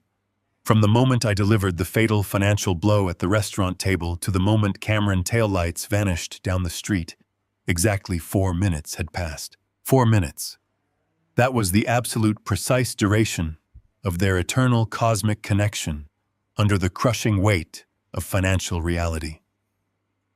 Their pure, unconditional love that supposedly transcended all materialistic boundaries had evaporated the exact second the funding was terminated. Vanessa was left standing entirely alone on the curb of the opulent restaurant. The valet attendants awkwardly looked away, pretending to focus on their podiums. She was shivering, the cool night air biting through the thin, shimmering fabric of her dress. She stared down the empty avenue, her mouth open in a silent scream of total disbelief. She had discarded 18 years of absolute security, absolute loyalty, and absolute protection for a 4-minute illusion. She slowly turned around, her eyes scanning the brightly lit entrance of the restaurant. She was looking for a lifeline. She was looking for someone to rescue her from the immediate catastrophic disaster she had engineered for herself. Her gaze drifted past the valet podium and landed directly on the shadows where I stood. I did not hide. I stepped forward out of the darkness and into the halogen light. I stood perfectly straight, my hands resting casually in the pockets of my tailored trousers. I did not smile. I did not gloat. I did not offer a single word of comfort or condemnation. I simply allowed her to look at me. I wanted her to see the impenetrable fortress she had chosen to abandon. I wanted her to look into my eyes and realize that the Douglas she thought she could manipulate, the Douglas she thought was a weak, aging relic, no longer existed. In his place stood the architect of her absolute ruin. She took a hesitant, trembling step toward me. She opened her mouth, her lips quivering as she attempted to form a word. Perhaps she was going to apologize. Perhaps she was going to claim Cameron had brainwashed her. Perhaps she was going to beg me to reinstate the auto-pay for Gordon Medical Facility so her father would not be thrown out onto the street by Monday morning. I did not give her the opportunity to speak. I turned my back to her. I walked away from the restaurant entrance and headed down the street toward my waiting private vehicle. I heard her call my name, a weak, desperate sound that barely carried over the ambient noise of the city. I did not turn around. I did not slow my measured, deliberate pace. The parasite had fled. The extraction was neutralized. The natural order of my life had been perfectly, violently restored, and I had a company to run in the morning. I sat in the spacious rear cabin of my town car watching the city lights blur past the tinted windows. The leather seats were cool against my back, and the heavy suspension of the vehicle absorbed every minor imperfection in the road. I instructed my driver to take the long route back to my secondary corporate apartment. I required uninterrupted time to witness the final physical sequence of my architectural masterpiece. I unclasped the brass locks on my briefcase and retrieved my digital tablet. I opened the encrypted security application that monitored the primary estate. The screen illuminated my face with a pale blue glow as the high-definition camera feeds instantly populated the display. The 10-acre property sat in absolute silence under the clear night sky. The massive wrought iron gates were locked firmly in place. The manicured hedges and the long winding driveway were bathed in the stark bright glare of the halogen security floodlights. I had spent years building that sanctuary to keep the chaos of the world outside. Tonight, the walls were performing their ultimate function. They were keeping the chaos from getting back in. I tapped the smooth glass screen, switching to the primary camera mounted directly above the main entry keypad. The stone perimeter wall looked incredibly imposing and entirely unyielding in the harsh light. Just outside the heavy iron gates, arranged with the flawless geometric precision of a military supply depot, sat exactly 74 heavy-duty cardboard moving boxes. I had deployed a specialized corporate logistics team earlier that afternoon while Vanessa was busy purchasing a $12,000 handbag and preparing for her arrogant victory dinner. They moved through the master suite and the adjoining sitting rooms with absolute silent efficiency. They did not damage a single item. They meticulously packed every piece of designer clothing, every pair of imported shoes, every useless piece of crystal she claimed held healing properties, and every bottle of expensive cosmetic cream. They boxed the physical manifestation of 18 years of unchecked, thoughtless consumerism and stacked it neatly on the public shoulder of the road. The estate was completely purged of her presence. The internal environment was sterile and clean. I watched the live feed with the detached clinical interest of a scientist observing a predictable chemical reaction. 15 minutes after I opened the application, a pair of dull headlights swept across the dark residential street. It was not one of the luxury black town cars Vanessa usually hired for her transportation. It was a standard compact rideshare vehicle with a dented front bumper. She had likely ordered the absolute cheapest option available in a moment of sheer blinding panic, realizing her platinum accounts were completely frozen and Cameron had vanished into the night. The compact car pulled up to the edge of the cobblestone apron and came to a hesitant, jerking stop. The driver, clearly confused by the massive barricade of cardboard boxes and the towering iron gates, kept the engine running. The rear passenger door opened, and Vanessa stepped out into the harsh, blinding glare of the security lights. The shimmering emerald fabric of her designer dress looked absurd and entirely out of place in the cold, nocturnal setting. She was shivering, wrapping her bare arms tightly around her torso. Her hair was heavily disheveled from the wind, and her posture was completely broken. She slammed the car door shut with unnecessary aggressive force, venting her mounting frustration on the innocent driver. She expected the massive iron gates to automatically swing open the moment she stepped onto the property line, just as they had done every single day for the past 10 years. She took 3 confident, entitled steps forward before her brain finally registered the massive visual anomaly blocking her path. She stopped dead in her tracks, staring at the 74 cardboard boxes stacked shoulder-high along the stone wall. I zoomed in on the camera feed, watching her face contort in absolute, complete confusion. She slowly approached the nearest towering stack. Each box was clearly labeled with thick black marker detailing the specific contents packed inside. She read the labels out loud, her mouth moving as her mind struggled to comprehend the massive scale of the operation. Silk scarves, winter coats, cosmetic supplies, spiritual literature. It was the complete and total inventory of her hollow existence reduced to brown paper. She reached out and tore open the flaps of the top box, plunging her trembling, manicured hands into the packing material.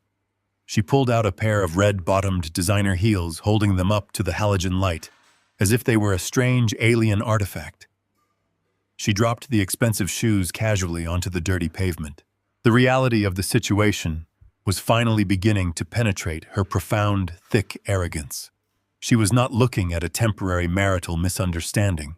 She was looking at a permanent, ruthless eviction. Panic overtook her completely.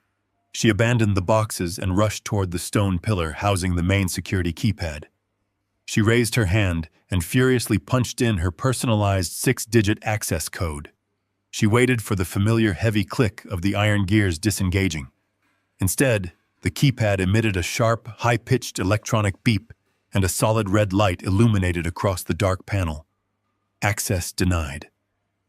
Her breathing became frantic and shallow. She hit the clear button and typed the numbers again, her fingers slamming against the metal keys with desperate, angry force. The red light flared a second time. She tried my access code. She tried the master override code.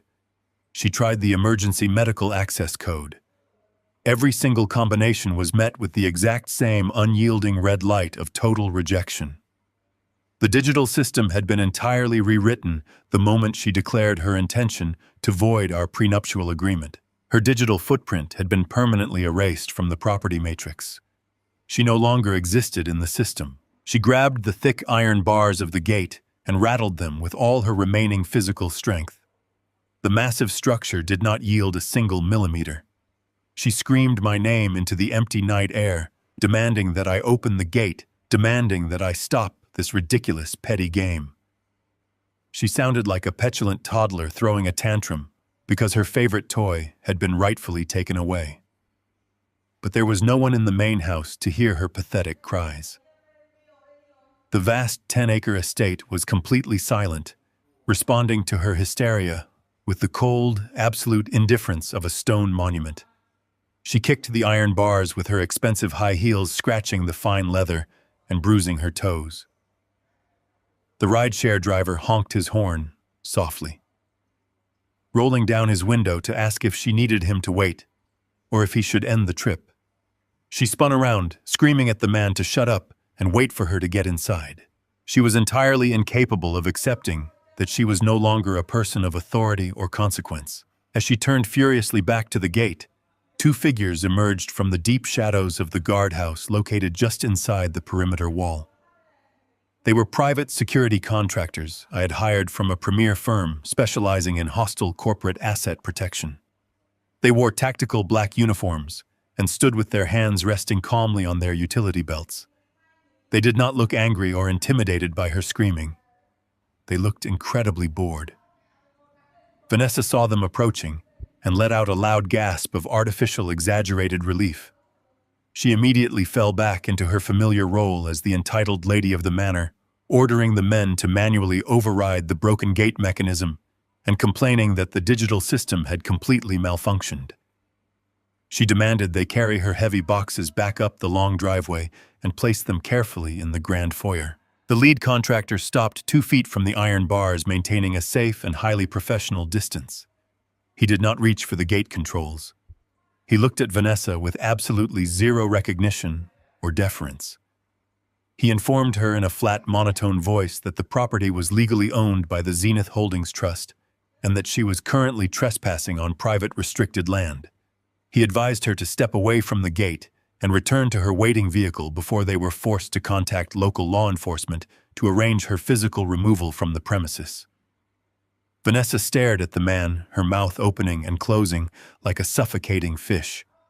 She told him he was making a massive career-ending mistake. She screamed that she was the wife of Douglas, the sole owner of the estate, and she threatened to have the man fired and utterly ruined the moment I woke up in the morning. She was clinging desperately to the authority my name provided her, completely forgetting that she had spent the entire evening mocking my existence and plotting my financial ruin. The heavy side door of the guardhouse opened, and a third figure stepped out into the crisp night air. It was Marshall. He had left the opulent restaurant immediately after delivering the financial execution and driven straight to the estate to oversee the final critical phase of the operation. He walked down the paved driveway, his long dark coat billowing slightly behind him. He carried a single manila folder in his left hand. Vanessa saw him approaching, and her frantic screaming died instantly in her throat. She recognized him immediately from the restaurant confrontation. She knew Marshall did not make clerical mistakes, and she knew his physical presence meant the nightmare she was experiencing was absolutely legally binding. Marshall stopped beside the security contractors, looking through the thick iron bars at the woman standing on the public street. He did not offer a polite evening greeting. He did not show a single ounce of pity for her ruined dress or her tear-stained face. He opened the manila folder and extracted a single sheet of heavy bond paper. He held it up to the iron bars so she could clearly see the official corporate seals and the notarized signatures stamped across the bottom of the page. He spoke with the slow, deliberate cadence of a judge handing down a terminal, unappealable sentence. He told her she was looking at a permanent restraining order and a formal notice of trespass. He explained that the prenuptial agreement she had so arrogantly despised contained a specific hostile action clause triggered the moment she hired outside counsel.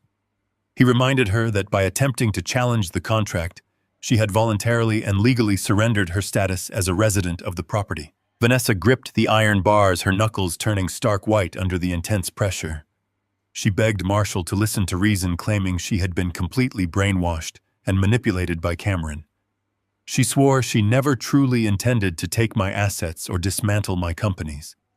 She promised she was going to fire her aggressive lawyer the moment the sun came up and cancel the divorce proceedings entirely. She swore to be a dutiful, supportive wife and begged for permission to just go to sleep in her own warm bed for one single night so she could figure everything out in the quiet morning. Marshall simply shook his head, adjusting his thin wire glasses on the bridge of his nose. He explicitly informed her that the legal mechanisms were not a negotiation tactic, and they were completely irreversible. The primary estate, the luxury vehicles, and the domestic bank accounts were permanently locked inside an irrevocable blind trust that neither she nor any family court judge could ever touch. He told her she had absolutely zero legal standing to cross the property line, and that if she attempted to climb the stone wall, the security team would physically detain her on the pavement until the police arrived to process her formal arrest. She realized the door was permanently and forever closed. She let go of the iron bars and stumbled backward, her legs suddenly unable to support the dead weight of her own body. She collapsed onto the hard, cold pavement, landing directly next to a box containing her expensive holistic healing crystals. The sharp, corrugated edges of the cardboard dug into her bare shoulder, but she did not seem to notice the physical pain. She sat on the rough asphalt surrounded by the 74 boxes of her completely useless material possessions. She had demanded a life of pure, authentic freedom, away from my controlling corporate matrix, and I had granted her exact wish. She was completely free. She was free from the sprawling mortgage, she was free from the massive utility bills, and she was entirely free from the massive financial umbrella I had held patiently over her head for 18 long years. The rideshare driver, tired of waiting in the freezing cold and realizing he was absolutely not going to receive any further compensation, slowly put his compact vehicle into gear. He rolled his window up tight, blocking out the pathetic sound of Vanessa's quiet, desperate sobbing. The small car pulled away from the cobblestone apron, its dull red taillights fading into the dark residential street, until the neighborhood was completely swallowed by total silence once again. Vanessa did not even try to stand up and stop him. She had no money to pay for a secondary destination. She had no active credit cards to book a cheap hotel room. She had absolutely nowhere to go. Her father was facing immediate ruthless eviction from his luxury medical facility in the morning, and the spiritual soulmate she had planned to build a global empire with had abandoned her at a restaurant curb without a second thought. She was a woman who had spent her entire life leaping blindly from one secure branch to another, never bothering to check if the next branch was actually capable of holding her weight. Now she was falling through the empty black air with absolutely nothing to break her devastating descent. Marshall watched her sitting on the pavement for a long, silent moment, analyzing her complete submission.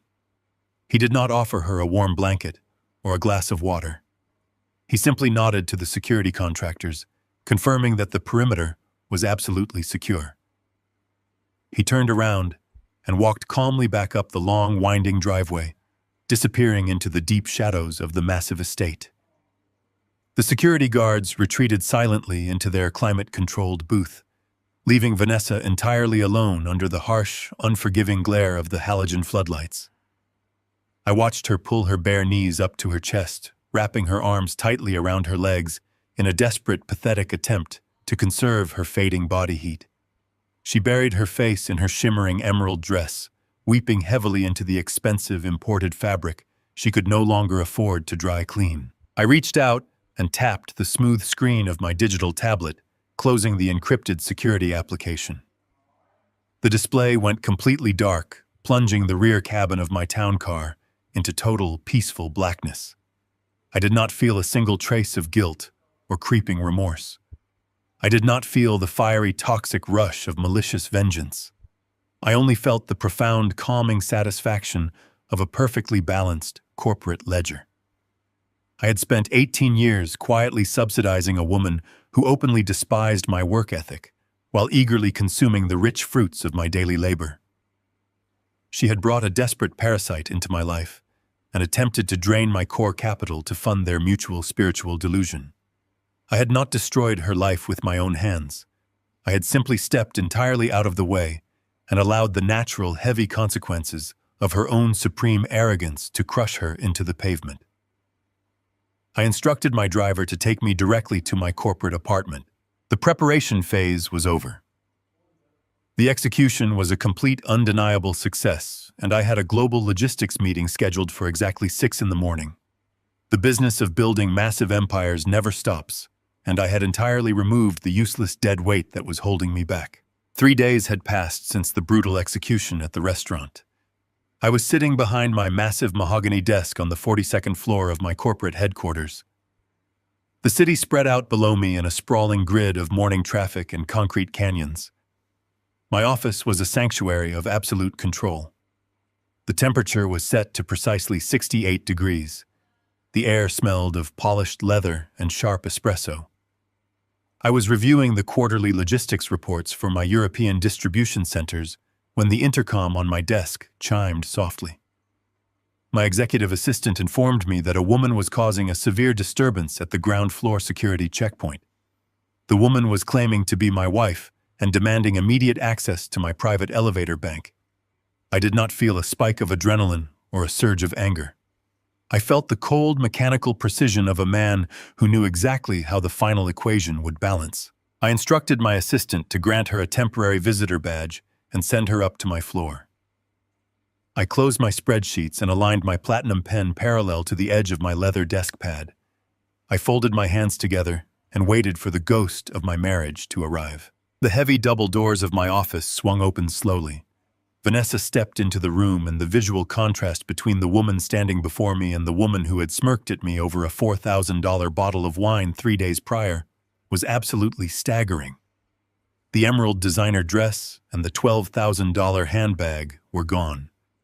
She was wearing a faded gray cashmere sweater and a pair of dark denim trousers that looked like they had been slept in for multiple consecutive nights. Her platinum blonde hair was pulled back into a messy, uneven knot at the base of her neck.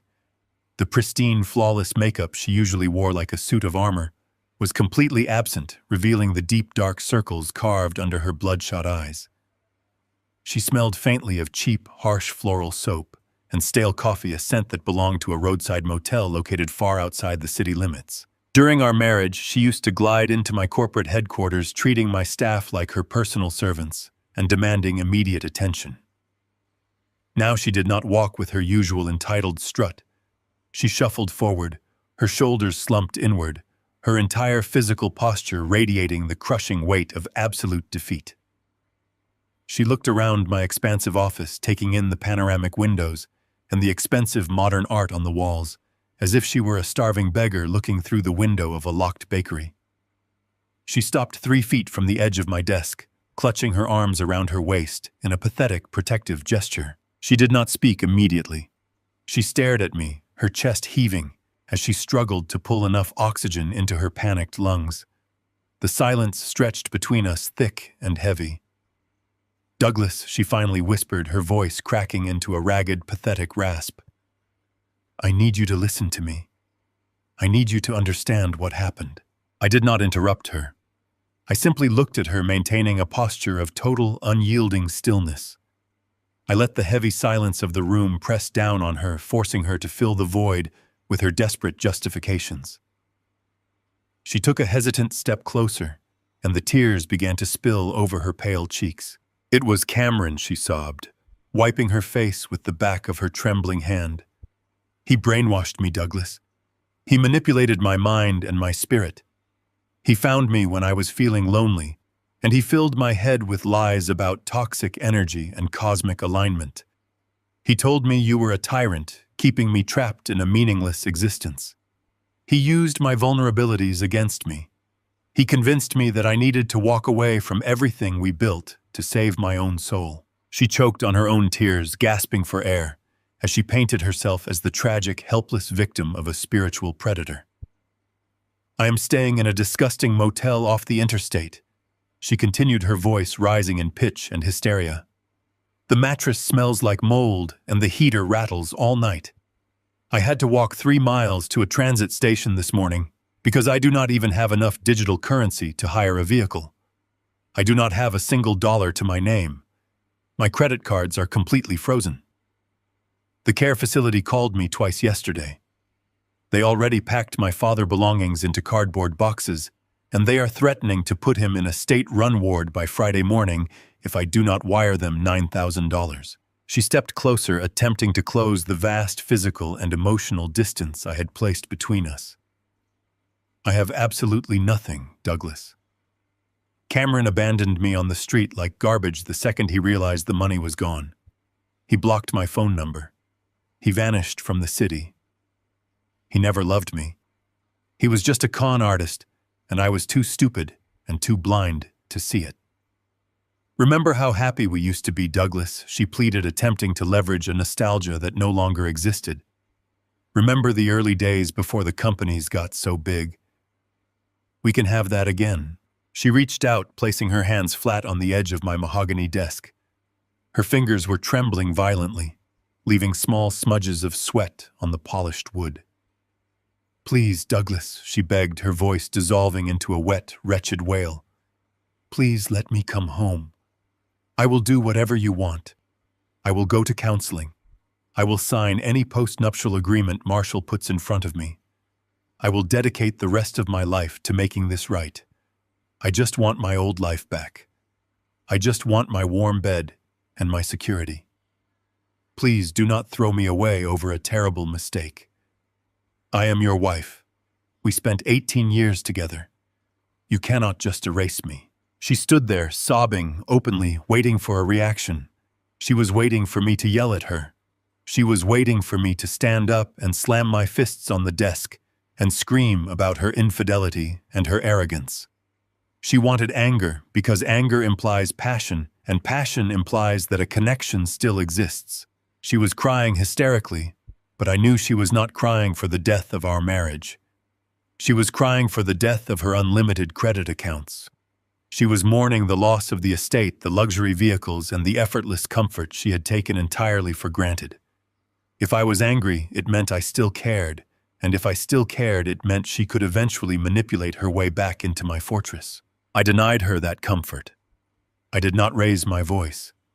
I did not move a single muscle in my face. I remained a towering monument of absolute glacial indifference.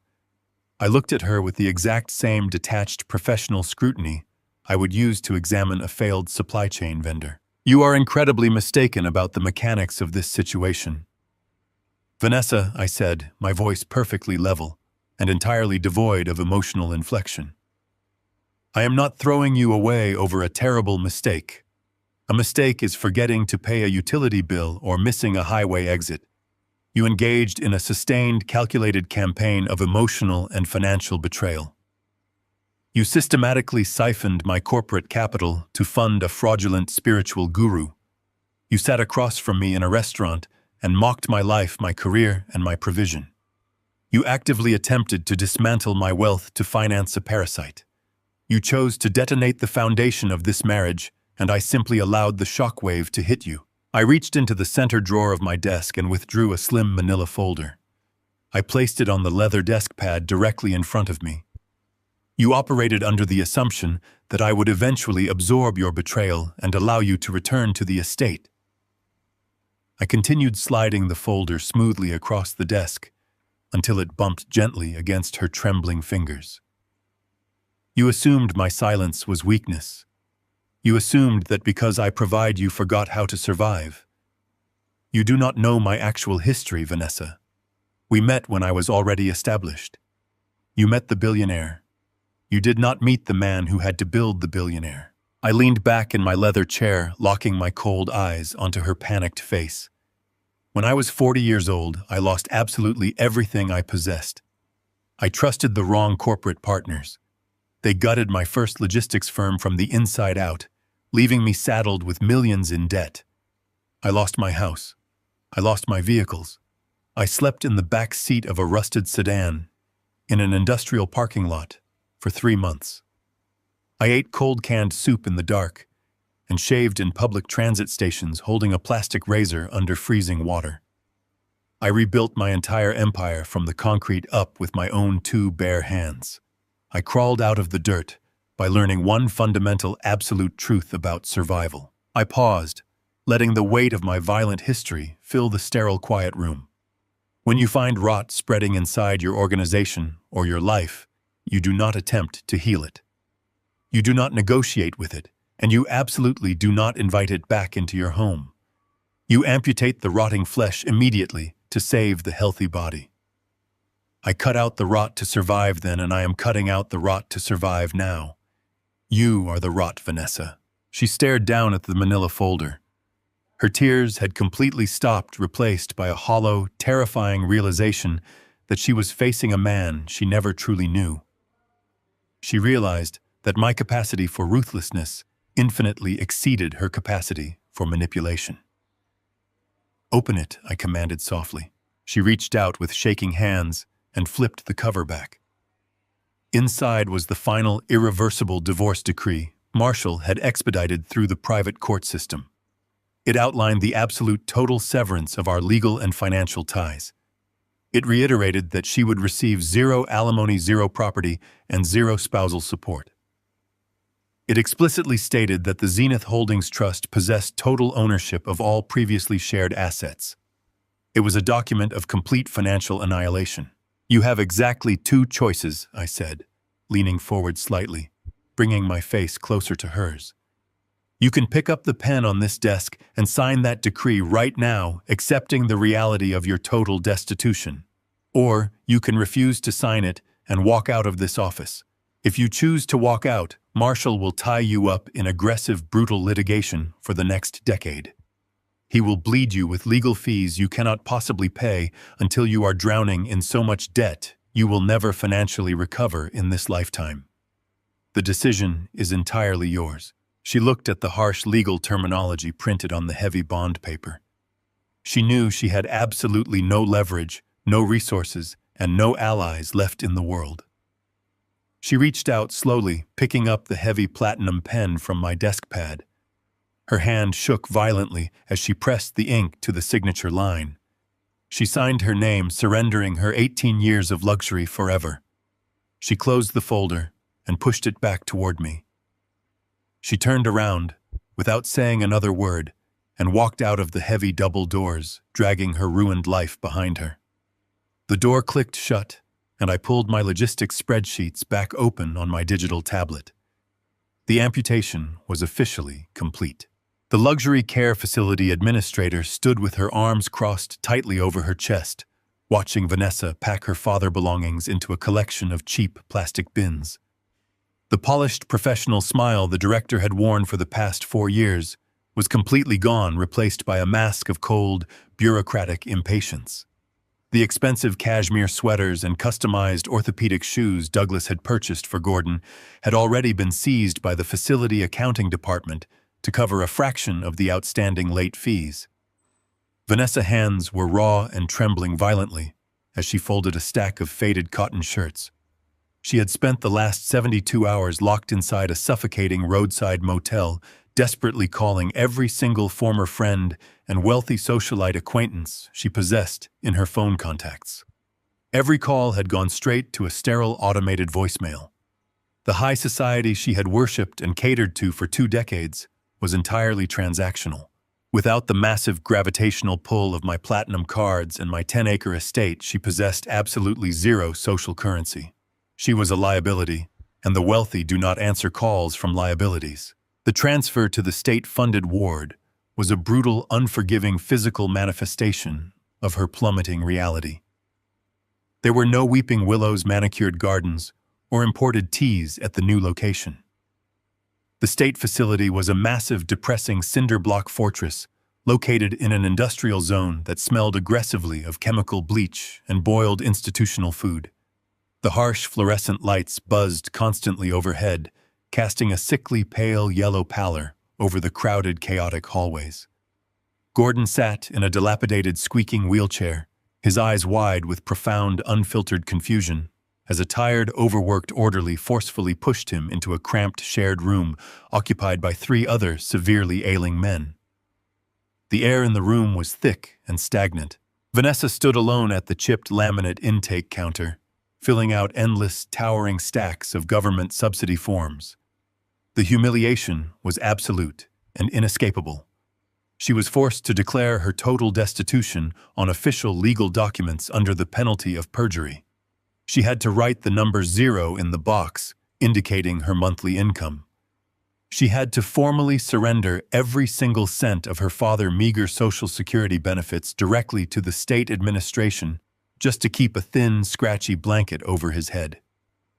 She realized with crushing, suffocating clarity that the $9,000 a month Douglas had silently paid, without a single word of complaint, was a massive, impenetrable shield.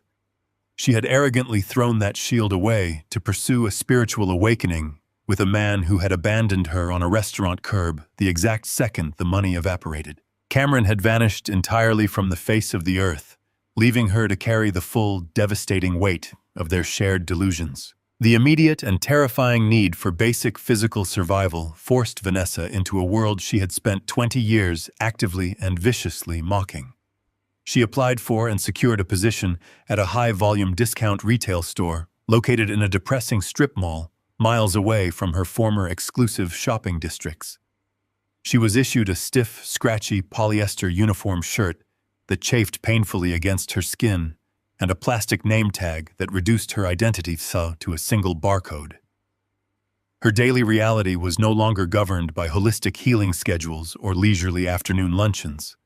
It was governed by the brutal, unforgiving punch of an electronic time clock. She spent 8 hours a day standing on unforgiving concrete floors, folding cheap synthetic garments, and listening to the mindless, aggressive complaints of impatient customers. Her legs throbbed with a dull, relentless ache that radiated all the way up her spine. Her feet cramped in pain because the $12,000 designer heels she used to wear had been left on the pavement outside the estate, and the cheap canvas shoes she could afford offered zero support. Her hands, once perfectly manicured and relentlessly moisturized, were now cracked dry and bleeding at the cuticles from breaking down massive stacks of cardboard shipping boxes in the humid, dusty stockroom. Every physical movement was a sharp, agonizing reminder of the absolute luxury she had casually detonated. The psychological toll was infinitely worse than the physical pain. One bleak Tuesday afternoon, a woman she vaguely recognized from her former crystal healing seminars walked into the discount store. Vanessa's immediate instinct was to duck behind a rack of winter coats and hide her face, but the floor manager barked her name over the harsh public intercom, demanding she open a register immediately to clear the massive line of waiting customers. Vanessa was forced to stand directly under the glaring lights and scan the woman items. Her hands shook as she bagged the cheap merchandise. The woman looked right through her, completely failing to recognize the exhausted, hollow-eyed retail clerk as the same radiant, confident socialite who used to host lavish, catered events. In that devastating quiet moment, Vanessa realized she had completely erased herself from existence.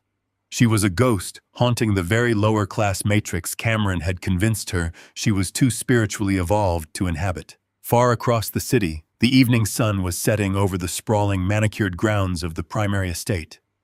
I stood by the floor-to-ceiling windows of my private study, watching the automated underground sprinkler systems engage in perfect synchronization across the immaculate green lawns. The rhythmic sweeping sound of the water hitting the grass was the only noise breaking the absolute profound silence of the property. The massive house was entirely empty of her chaotic, frantic energy. The lingering scent of her heavy floral perfumes had been completely and systematically scrubbed from the complex ventilation systems by the domestic staff.